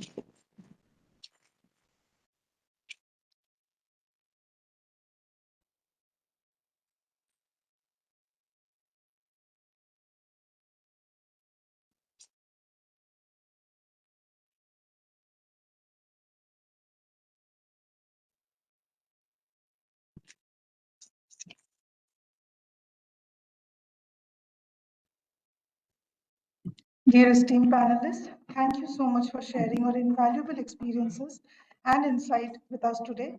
Your contributions have been truly enriching and deeply appreciated by everyone present.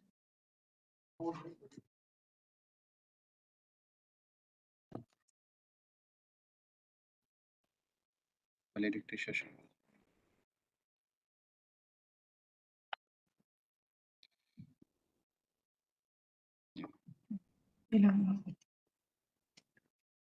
Full screen कर दीजिए इसको।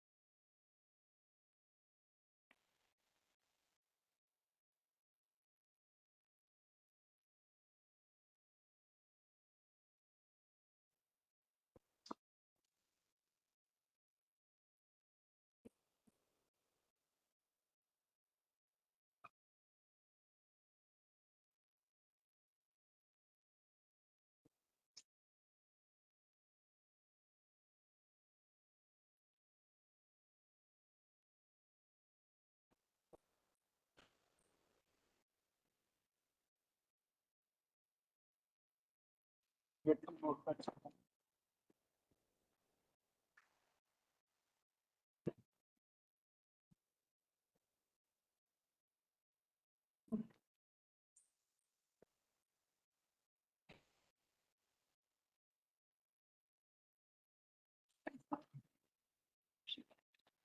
Good evening, everyone. I am Lahari Dam, part of the organizing committee, and it is my absolute pleasure to welcome you all to the valedictory ceremony of Samarthya National Competition on Corporate Rescue Strategies 2025. Before we begin, I request our dear sponsor, Mr. Satwinder Singh and Dr. Siddharth Srivastav to please grace the dais, and all the other dignitaries and the guests to take their seats. I now request Dr. Paila Narayana Rao to escort our chief guest to the dais. Our chief guest for this event is Honorable Retired Justice M.M. Kumar. Honorable Justice M.M. Kumar is a distinguished jurist with an LLM from University of Birmingham and a prolific career spanning over 4 decades. He served as a judge of the High Court of Punjab and Haryana and has been the Chief Justice of High Court of Jammu and Kashmir and the first president of National Company Law Tribunal. Known for his landmark judgments, contributions to the judicial education, and unwavering integrity, he currently serves as a member of the National Human Rights Commission and continues his arbitration practice in New Delhi. I now request Dr. Professor Rao to honor Justice with a bouquet as a token of gratitude.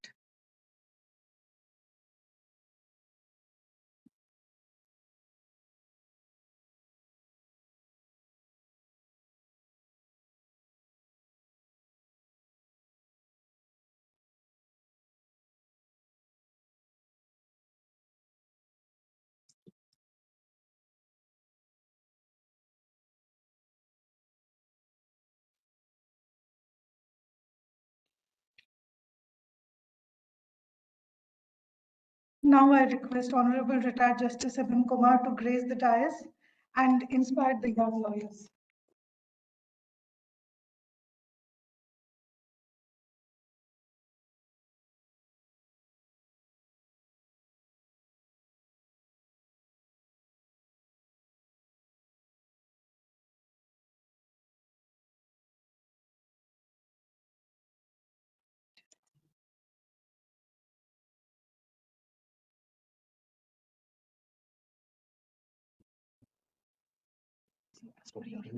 Yes, sir. Absolutely, sir.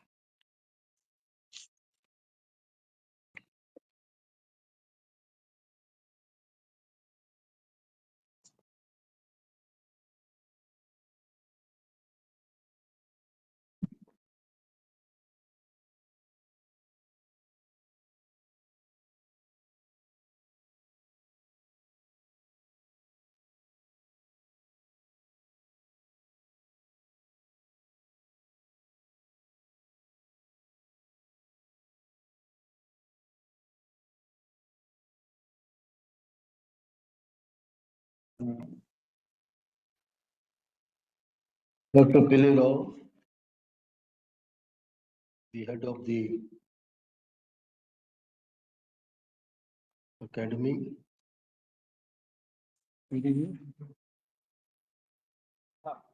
Siddharth, and my friend from Ekam. Oh. Mrs. Kumar in the audience. Mr. Dinkar, and above all, dear students. The competition which has been held, I've been told that it was more in the spirit of learning and gaining knowledge. All of them, all of you, just by participating, have become winner. Losing and winning is not the issue. The beauty is to run in the race. Therefore,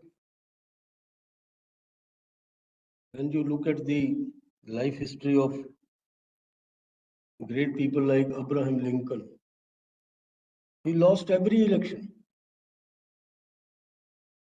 But what he used to do, he will come back and do his homework.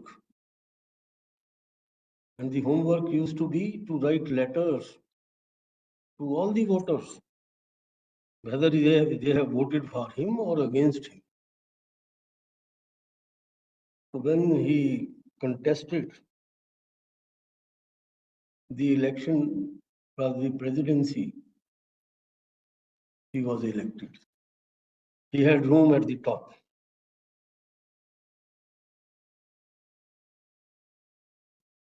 If I start talking about National Company Law Tribunal, I will like to share some personal moments.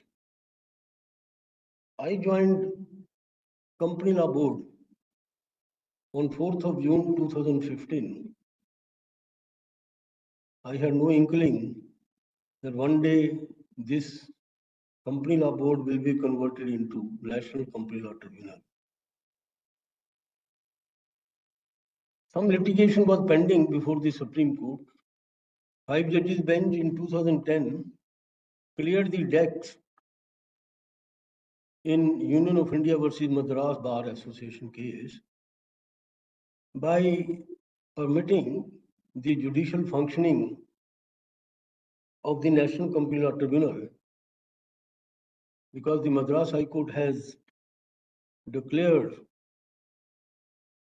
the NCLT as the provisions regarding NCLT as ultra vires of the Constitution against the doctrine of separation of power, etc. The only thing in 2010 which was observed by Honorable Supreme Court 5 judges bench was with regard to qualification of technical members. According to 5 judges bench, person of the rank of secretary is to sit with a person who is qualified to be High Court judge. So therefore, a secretary or additional secretary only was permitted to be eligible for becoming member of National Company Law Tribunal. But still, the amendment which came made joint secretary eligible. That was again struck down in 2014 because Madras High Court Bar Association challenged that again. And that is how the constitution of National Company Law Tribunal was delayed. In May 2016, the finance minister was in Japan, and there was so much of anxiety to start the NCLT. I have shared this story with Satvinder also, with Dr. Pelle also, that he rang up from Japan telling everybody, Ministry of Corporate Affairs, to me, National Company Law Tribunal must start functioning from 1st of June 2016. I expressed some reservation, saying that there is no infrastructure, there is no manpower, and subject is new. The bar has to be apprised of the subject, some seminars, etc. should be held. But despite all that, I said, no, go ahead, 1st of June, notification is coming, you are to start. When the members came, there was hardly any stenographer. There was hardly any building. Dr. Pelle used to visit the building. And I told the members that what a judge requires. A judge requires table, chair, pen, typewriter, a stenographer. That's all. Few books. He doesn't need any palatial rooms, executive rooms. Then I told them that As a Chief Justice, I have faced difficulties in Srinagar. In September 2014, Srinagar was flooded, unprecedented flash floods. And the High Court building was in 10 feet water. My own house was in 8 feet water. My wife, she is present here, myself and my daughter, Misha, we were stranded, evacuated, taken to Hari Nivas, which is a area, which is a guest house, government guest house at a high ridge area. At the midnight 2 to 15. So I told them, then the government expressed the inability to provide us any alternate place to run the High Court. Then I requested the governor that we have identified a house of a judge where we can run the court, High Court. The governor was very kind. Mr. N.N. Vora was the governor. He said, I will depute a army personnel and they will make arrangements for the courtroom to function, washroom to function, bar room in the same very area. So I told my members that we can operate from tents for about 1 month. We operationalize the High Court from the house of a judge. So what is the difficulty? You can also do. So that example came very handy. And the type of work which started flowing, Satwinder is eyewitness, Dr. Pillai is eyewitness. The type of work which started coming out, I was myself surprised that results are very, very good. And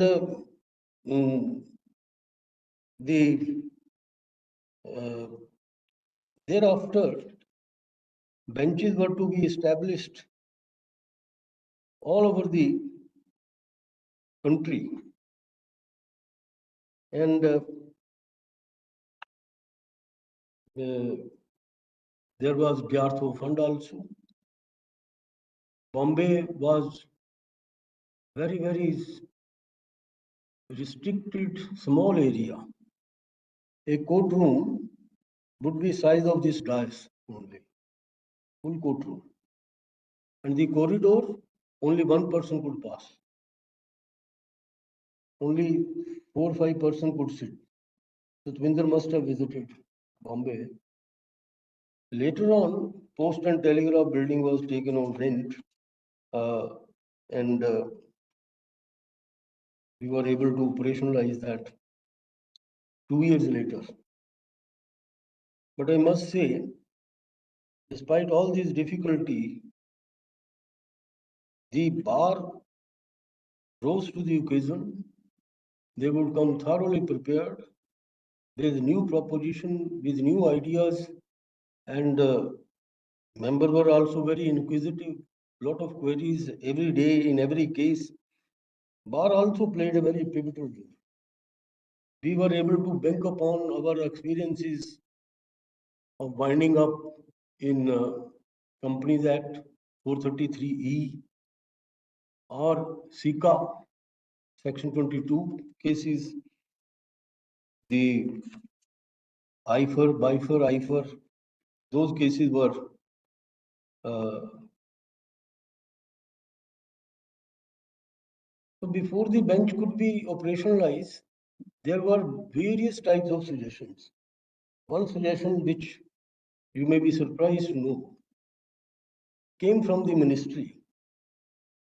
They said, when the IPC was enacted on 1st of December 2016, the one suggestion came from the ministry that you should have specialized benches for IPC and other benches for companies, cases under the Companies Act. This is one tribunal, how can we dissect the tribunal by having exclusive benches for insolvency and bankruptcy and for cases under the Companies Act. So eventually, that idea did not succeed. So we have mixed cases before every bench, Company Act cases also, IBC cases also. Then there was debate just after 2-3 months. You have to admit a petition within 14 days. Why petitions are not being admitted within 14 days? Section 16 says so. So I brought up the issue that there is no information utility set up. Under the Act, information utility under Section 209 is required to be set up. Information utility provide authentic data to the corporate debtor by firstly by issuing notice, they seek their response, then they concretize their conclusion whether the default is there or not. That can be considered as authentic. So thereafter, information utility was set up. It took a long time for the information utility to start working and to bring authenticity. But Supreme Court have said that 14 days time, word shall has to be considered as may, therefore. So that was also, and the most debatable issue which came up before me immediately was posting and transfers. The ministry was insisting that they must have say in the posting and transfers. I told them that in judicial matters, posting and transfer is a very, very important subject. And therefore, I will not yield to that request. And thanks to Mr. Arun Jaitley, the then Finance Minister, he told me that he will not ever sign any such paper giving power to the ministry to post a member or transfer a member. It has to be exclusively with the president. The reason why I was adamant, if you study the Constitution, Article 234, 235, it deals with lower courts. And under the 1935 Act, magistrate used to be at the mercy of district magistrates. He would transfer them, and since they were entrusted with the duty of administering criminal law, the politician of the day would whisper in the ears of the district magistrate what is to be done, what is not to be done. So the district magistrate was the kingpin in the administration of criminal justice. As a result, when the draft constitution was distributed, everybody found that there is no provision with regard to the subordinate judges in the constitution. A conference of chief justices and judges was held at Allahabad, and a resolution was passed by narrating the facts that how the system was working those days and independence of judiciary was compromised. On the suggestion and the resolution passed in the conference of the chief justices and judges at Allahabad, Ambedkar added a new chapter, which is now 233 to 238 to 39. The whole control of the judiciary has been given in the hands of the high courts. Posting, transfer, no question. Increment, promotion, no question. Everything is to be done independently by independent body. So when I highlighted this, everybody felt convinced that he is right and posting, and it is after me. I demitted office, but now posting and transfer is being done differently. It is after me. And Mr. Jaitley did not sign any paper as was suggested. Today's discussion in this competition has been on the issue of restructuring to avoid insolvency. How to avoid insolvency, and by taking benefit of restructuring, eminently the question of pre-pack comes in. Pre-pack in India as a general principle has not yet been introduced. It has been confined only to MSME by section 54A to 2021 it was introduced. But if you have a look at the pre-pack regime in England, there is no provision in the 1986 Insolvency Act for pre-pack. It is a professionally evolved concept because English Act is very, very old and they have experimented many a times. There are various methods of operationalizing the pre-pack. The mature industries in a country like England, they start realizing the depleting position of the profits, and immediately they come in action and start exploring the possibilities of pooling in the resources from other companies, from other financial institutions, and they persuade them to enter into some agreement that if difficulty arise in future, we are stressed, then this agreement will be operationalized.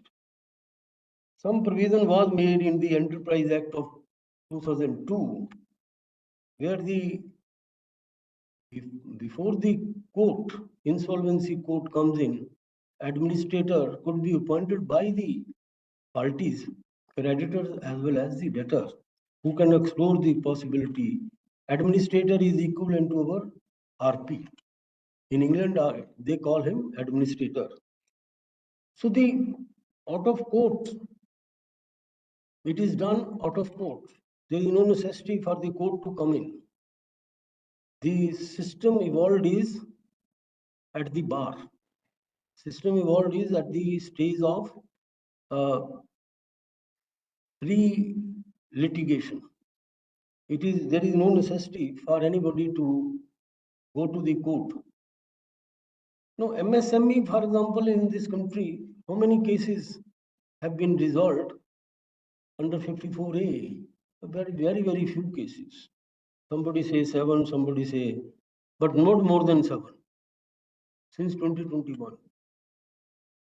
So the pre-pack, truncated as it is, introduced in the Indian jurisdiction, has to develop for the general corporate debtor also.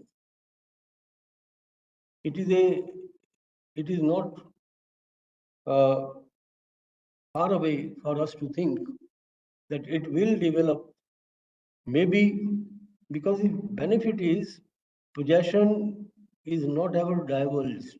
Possession remains with the corporate debtor. And goodwill of the company is not depleted.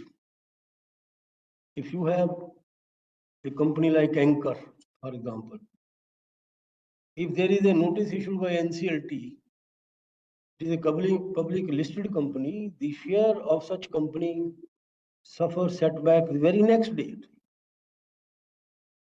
and without becoming, before becoming actually bankrupt, it becomes bankrupt on the very first day. So that is the importance of pre-pack. I am very happy that this topic has been selected for today's discussion, and I am sure this would go a long way to awaken the feelings amongst the right quarters that it is about time for us to stop the company from being ruined, and some method may be evolved. As everybody knows, the day notice is issued or CIRP is initiated, petition admitted, moratorium comes, so many limitations are put on the company.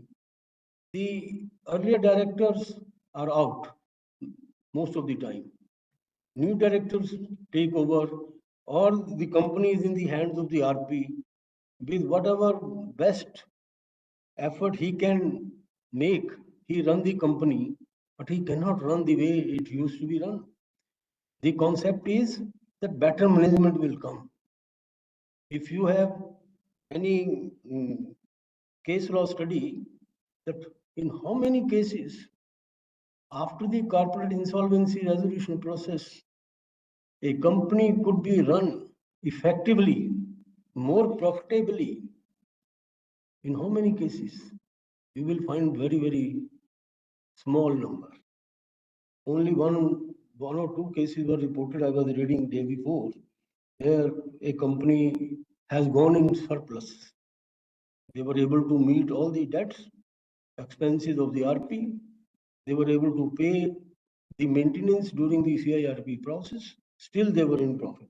Got one example, I think from Ecom. That example had come from Ecom. I think I was reading that somewhere in the news. The other MSME sector, according to data available, it contributes more than 40% to the GDP of this country. Even more. I am giving the conservative estimate. If that is so, that MSME needs to be protected much more effectively than it is being done presently. One method which can be adopted, you have seen section 4, threshold. Originally, section 4 said 1 lakh is the threshold. If a corporate debtor is to pay 1 lakh or more, then financial creditor can come to the court and initiate corporate insolvency resolution process. Now, this section 4 has a proviso. By making the use of proviso, the government Ministry of Corporate Affairs raised this threshold to 1 crore. And since 2021, this amendment came from 1 lakh to 1 crore. What was the result? Those MSME, small people, small sectors, those who could have come to the NCLT, they were stopped. Most of the MSME would have debt of to the financial creditor, debt of as operation creditor, sorry, debt of say 20 lakhs, 25 lakhs, 30 lakhs. Hardly anybody would be there who have 1 crore or over 1 crore. So MSME suffered a huge setback on account of raising of threshold. I sometimes wonder that if you allow a person who to approach the tribunal who is to recover 1 lakh, what is the better criteria to judge the bankruptcy? Is it 1 lakh better criteria that he is bankrupt, or it is 1 crore? I am bankrupt because I have 99 lakhs, or I am bankrupt that I don't have even 1 lakh. I was trying to jurisprudentially test it.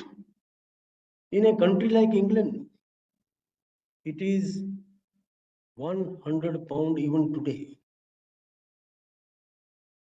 Under the Companies Act 433E, what was the threshold for come to the company's court for winding up? 100 rupee.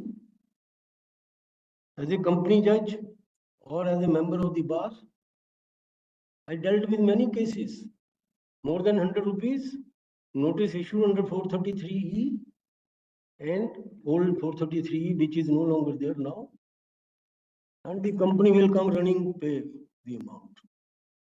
You owe me 20,000. Company would say, leave aside this much money we will end up paying to the lawyers. So they will pay. Yes, if it is a unreasonable demand, they can tell the court, and the court can strike a balance and compromise can be reached. But to increase from 1 lakh to 1 crore, staggering, is to deal a death blow to the MSME sector. So this is, I have been arguing this at various forums, and I believe that the government should reconsider by empowering the MSME sector the tool of using Section 9. Otherwise, the MSME sector is suffering, it will keep on suffering. I won't take much of your time because so much is there to be talked about. I have written many pages, but I will only say one thing, that you are students ready to leave the portals of the universities. You may go in the field as a litigation lawyer. You may go in the field as a research scholar, as a teacher. But one thing which I would say, those who are planning for litigation, master the facts first. Facts only will give you a glimpse of whether you can take your client to the court or not. Then you have to study the substantive provision. It's okay. So the facts will give you various ingredients of a right which is to be checked by checking the provisions of the Act. Fact first. Now remember, this is often forgotten even by the judges. This first principle. Facts first, then open the statute book, relevant clause section. Whether the ingredients of the section which constitute the right are fulfilled or not.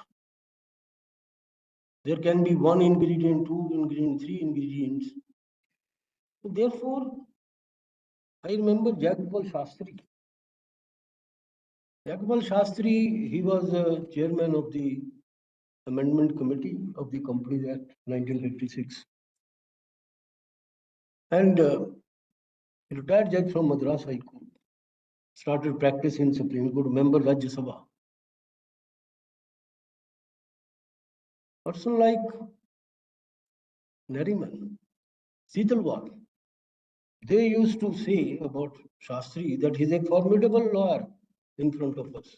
Reason, if you visit his house, he would have only 4 or 5 racks, statues, nothing else. Case law comes much later. The fashion today is 15 judgment in the briefing note. 20 judgment in the briefing note. When you try to search that which provision, which is the provision relevant to the case in hand, where that provision is discussed, you find nothing. Only one judgment or two judgment might be required. Sometimes there is no judgment on the section which is involved in the case before you. Therefore, statutory provisions are the basis for constitution of a right or a liability. So ingredients of that section must be culled out from the facts, then apply the statute to the facts, then you can advise your client whether case is made out or not. Then you can assist the judges also properly. One personal experience I may share with you. I was before the bench of Justice K. Ramaswamy. It was a land acquisition matter. I was pitted against a formidable opponent, and I was Additional Advocate General Punjab. The High Court has held in our favor. The other side was relying upon large number of judgment, eminent domain. State has absolute right to acquire any property. Nobody can question. So I said, probably these judgments are on the Land Acquisition Act. But the acquisition in this case is under the Punjab Town Improvement Act. The provisions are entirely different. When Justice Ramaswamy read those provisions, he said, how those judgments apply? Those judgments have no application. The Punjab Town Improvement Act deals entirely differently, and they have followed that procedure. One notification by the other. All the notification was in accordance with Punjab Town Improvement Act. So we were able to get relief. So friends, keep one mantra in mind. Statute first, facts and statute first. Everything else later. But Mr. Nariman, the senior Nariman says, case law diarrhea, which is the fashion of the day, that must stop. And this is the way to stop it. There may be, you see, if a concept is involved, one leading judgment on that concept you may quote. There is no prohibition. But as far as the right or liability of the parties is concerned, it must call out from the relevant provision. And if that provision is discussed in any judgment, then maybe that judgment is relevant. Otherwise, all judgments are not relevant. There are many other aspects for a legal practitioner to keep in view. Study, of course, is one thing. Dr. Glenville William has written a book, Learning the Law. I do not know how many of you have read it. There is a chapter in that book, From Learning to Earning. There is one chapter because it is about the English court system and the English bar. But one chapter which is common to all of us is From Learning to Earning. I would request you to go through that chapter.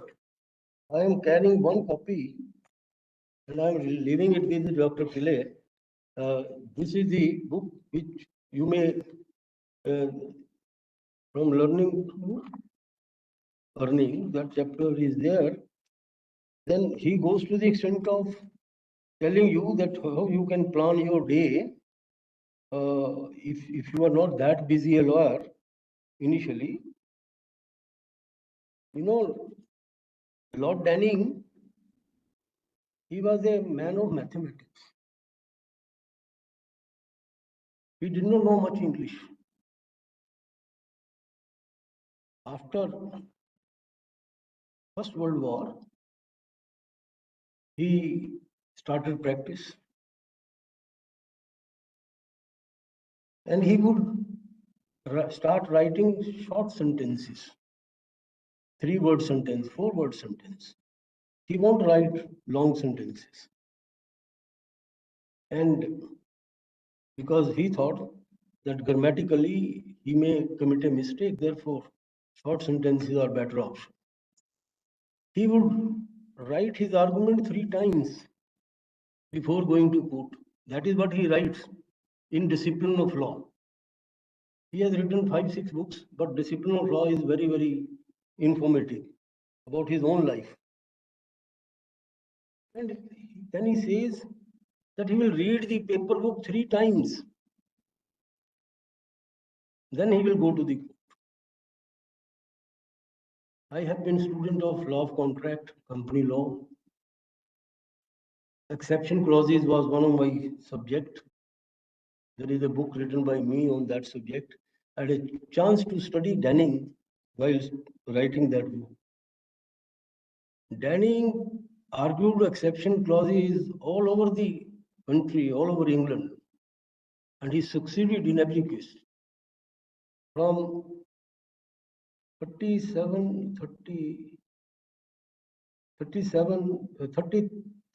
4 onward, whatever cases on exception clauses have been argued, the English law reports tells you, were argued by Denning.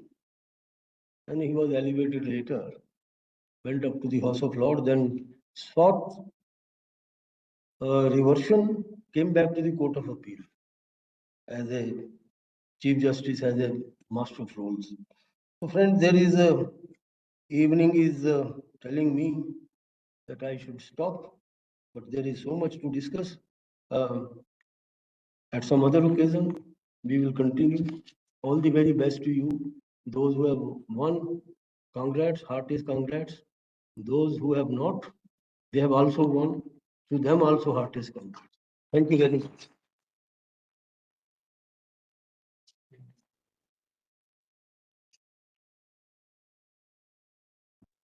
Thank you, sir, for your motivational and thought-provoking words. While one of our key members of the simulation design panel, Dr. Ashish Makhija, could not be with us at the venue today, he has graced his presence by joining us online. I request him to enlighten us with his reflection about the event. Can I request the IT person to?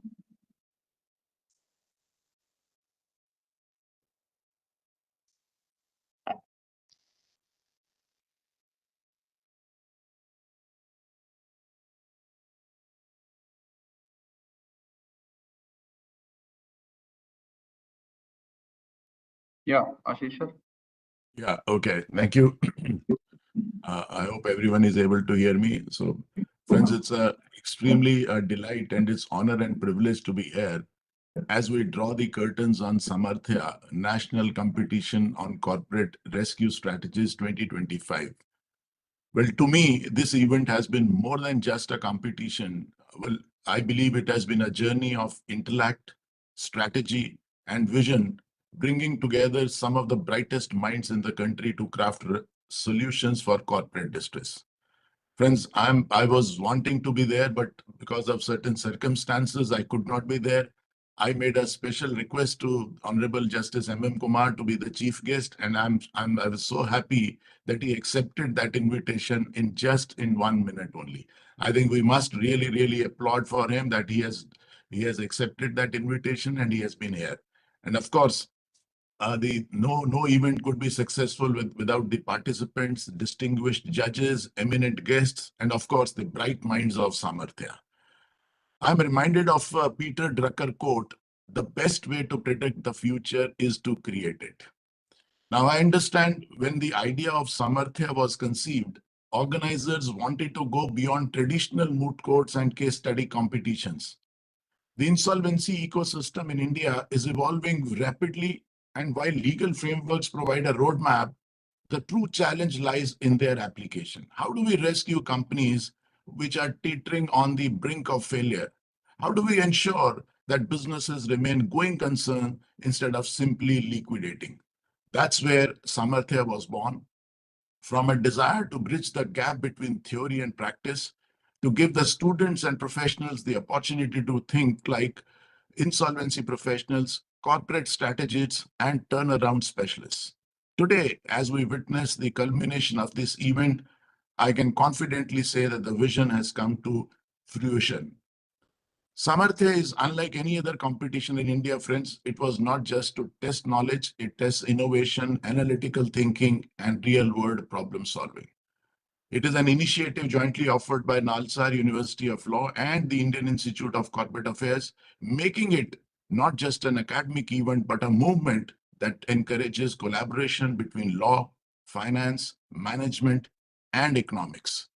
Honorable Justice M.M. Kumar, who is an illustrious authority in law, has time and again emphasized the importance of an effective corporate rescue mechanism. It is not just about law, it is about business continuity, economic growth, and ensuring that India's corporate sector remains very strong and resilient. I think most of us who have appeared before him, he has always been advocating that the company should revive and survive rather than sending it to the liquidation. One of the most remarkable aspects of Samarthya has been its pan-India participation. Students and professionals from diverse disciplines and institutions across the country have come together, offering a very rich blend of perspectives. We have seen future lawyers working with finance students, management experts, collaborating with economists. This is the future of corporate rescue. With a judging panel comprising of top industry leaders, top lawyers, academicians, and insolvency professionals, I think the competition has maintained an exceptionally high standard, ensuring that participants receive feedback that is both insightful and practical. The level of the environment, the level of engagement and rigor reflects the growing significance of corporate restructuring and IBC also as a tool for economic reformation. Well, as Nelson Mandela once said, everything always seems impossible until it is done. I remember the early discussions when this idea was taking shape. Some of us were wondering, will students and professionals be interested in corporate rescue strategies? Will they be willing to go deep into the frameworks, financial restructuring and turnaround management? The answer, as we say today, friends, is a resounding yes. The participation of the young minds who are ready to engage with the complexities of any kind of problem, but they are also keen to develop actionable solutions. The case studies which they have analyzed, the arguments which have been put forward, and the strategies that have been developed, well, they showcase an exceptional understanding of corporate distress resolution. Through your participation in Samarthya, all the participants, this message is to all of them. You have shown that corporate distress is not the end. It is an opportunity to rethink, recalibrate, and revitalize businesses.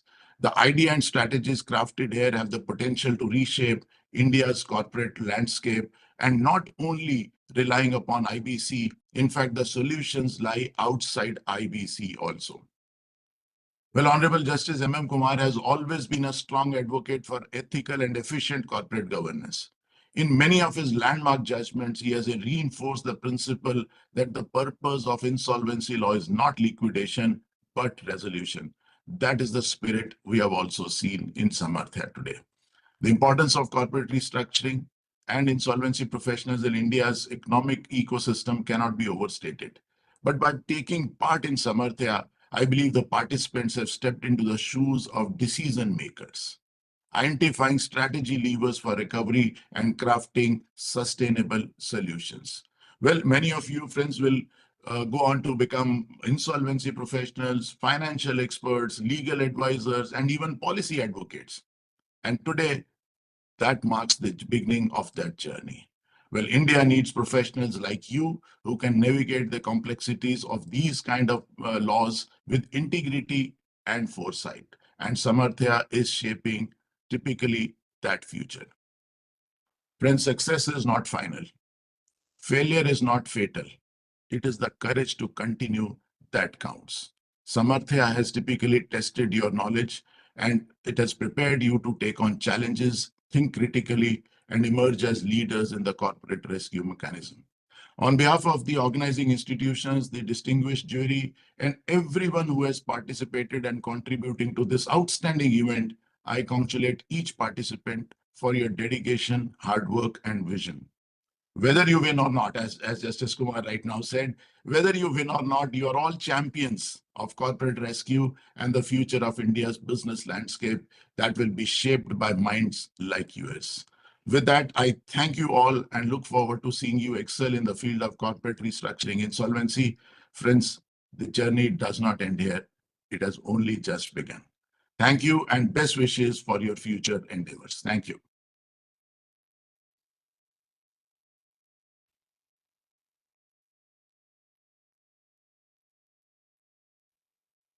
Now, it is the time, it is the moment we have all been waiting for, the announcement of results. First, I declare the result for the semi-finalists. The semi-finalist of Samarthya National Competition on Corporate Rescue Strategy 2025 is Team Code 08 and Team Code 10, which is Faculty of Law, Delhi University, and Jindal Global. I please request the participants to collect their certificates from our Honorable Justice Samarthya.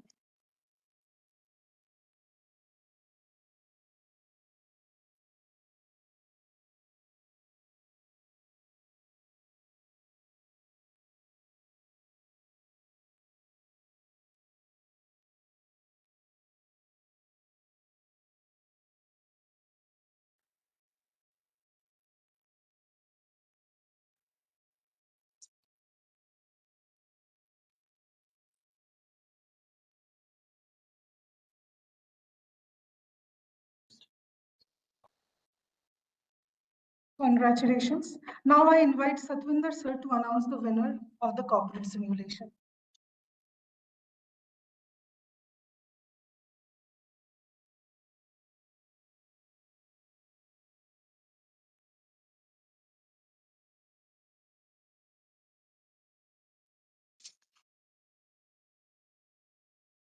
Thank you so much. I think I must congratulate all the team members. I think there were about 17 teams who participated in this competition, and Ashish Mukhija ji has already said that, okay, there is a lot of inputs came from all the team members, some good suggestions. And I think it is not that you are just putting in the efforts. I've been tasked the responsibility to declare the winners and the runner-up teams. So at the outset, my congratulations to all. So I'll take up first the runner-up. Yeah, so that winners will be automatically then taken up for that final. So the runner-up team is TC01 and the winners team is TC03.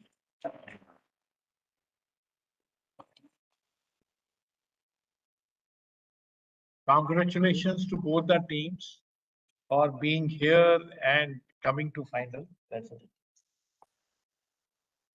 Yeah, and both the teams are from Nalsar IACA for that. That's amazing. Despite all of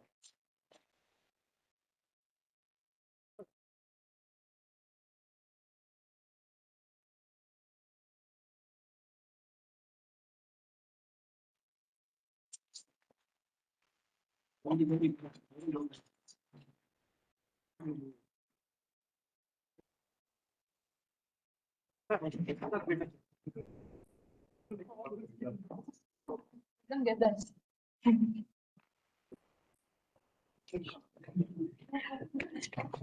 Jump off.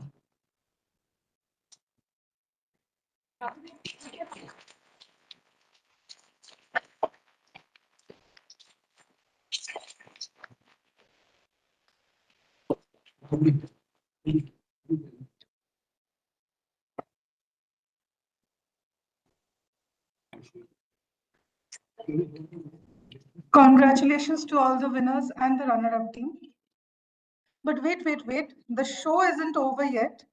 Siddharth sir was kind enough to offer internships at Khaitan & Co. to the finalists. So I request Siddharth sir to announce the internship opportunity. Thank you so much, and congratulations to everyone, including the winners and all the participants. It was a great opportunity to interact. The problem was superb. It was a very difficult job. We were discussing as a judge of the finalists that, look, it's very difficult even for us to actually come around this issue in 1.5 hours. So great job in terms of all the participants, especially the finalists who have come up with such a great structure and advice, both commercial and legal. Congratulations. Thank you, Justice M. Kumar. Thank you for your esteemed presence. Thank you so much for everyone. I'll quickly announce the people who are getting internships from TC03 Shreya. The second internship, which on behalf of KCO, we are happy to offer is to Ritvik, who was the financial advisor. And congratulations. And we also wanted to be fair to the runners-up team, so we thought we'll, offer one internship to the best performer within the team from the runners-up TC01, which is Janvi. Congratulations to all of you. Please don't count me for the time of internship. I'll get back to you for sure with respect to the timing of internship and the duration as well. But of course, we look forward to having you with KCO for even if it is for a shorter time, and happy to sort of be associated with you and see you work more closely. Congratulations again. Thank you.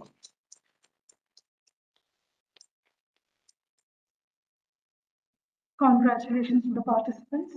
Now I request my colleague, Ms. Harshita, to express her gratitude to all the esteemed members who made Samarthya possible.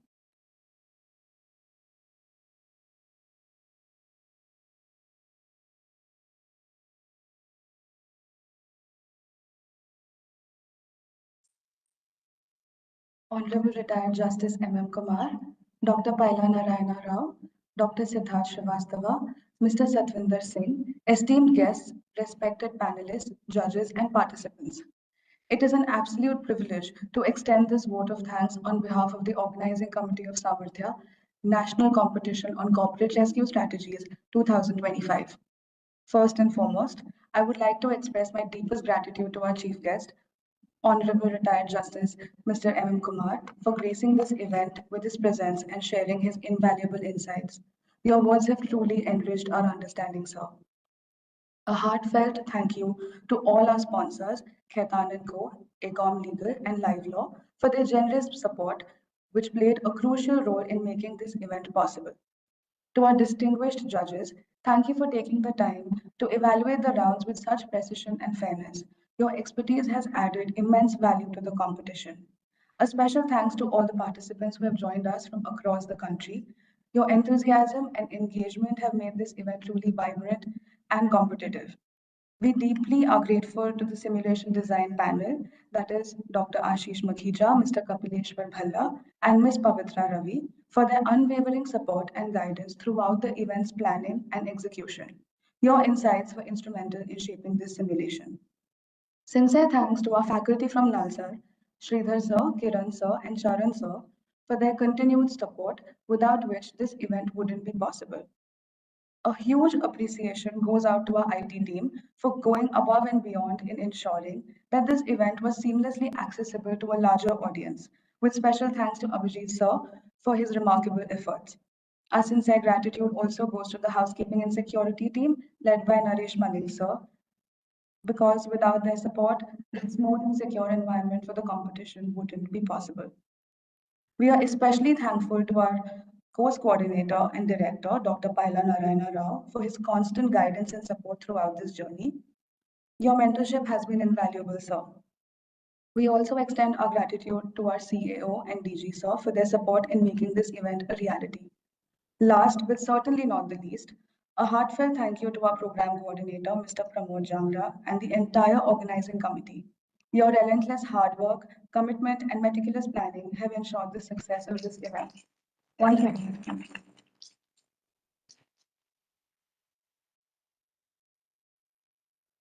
I now request everyone to please rise for the national anthem.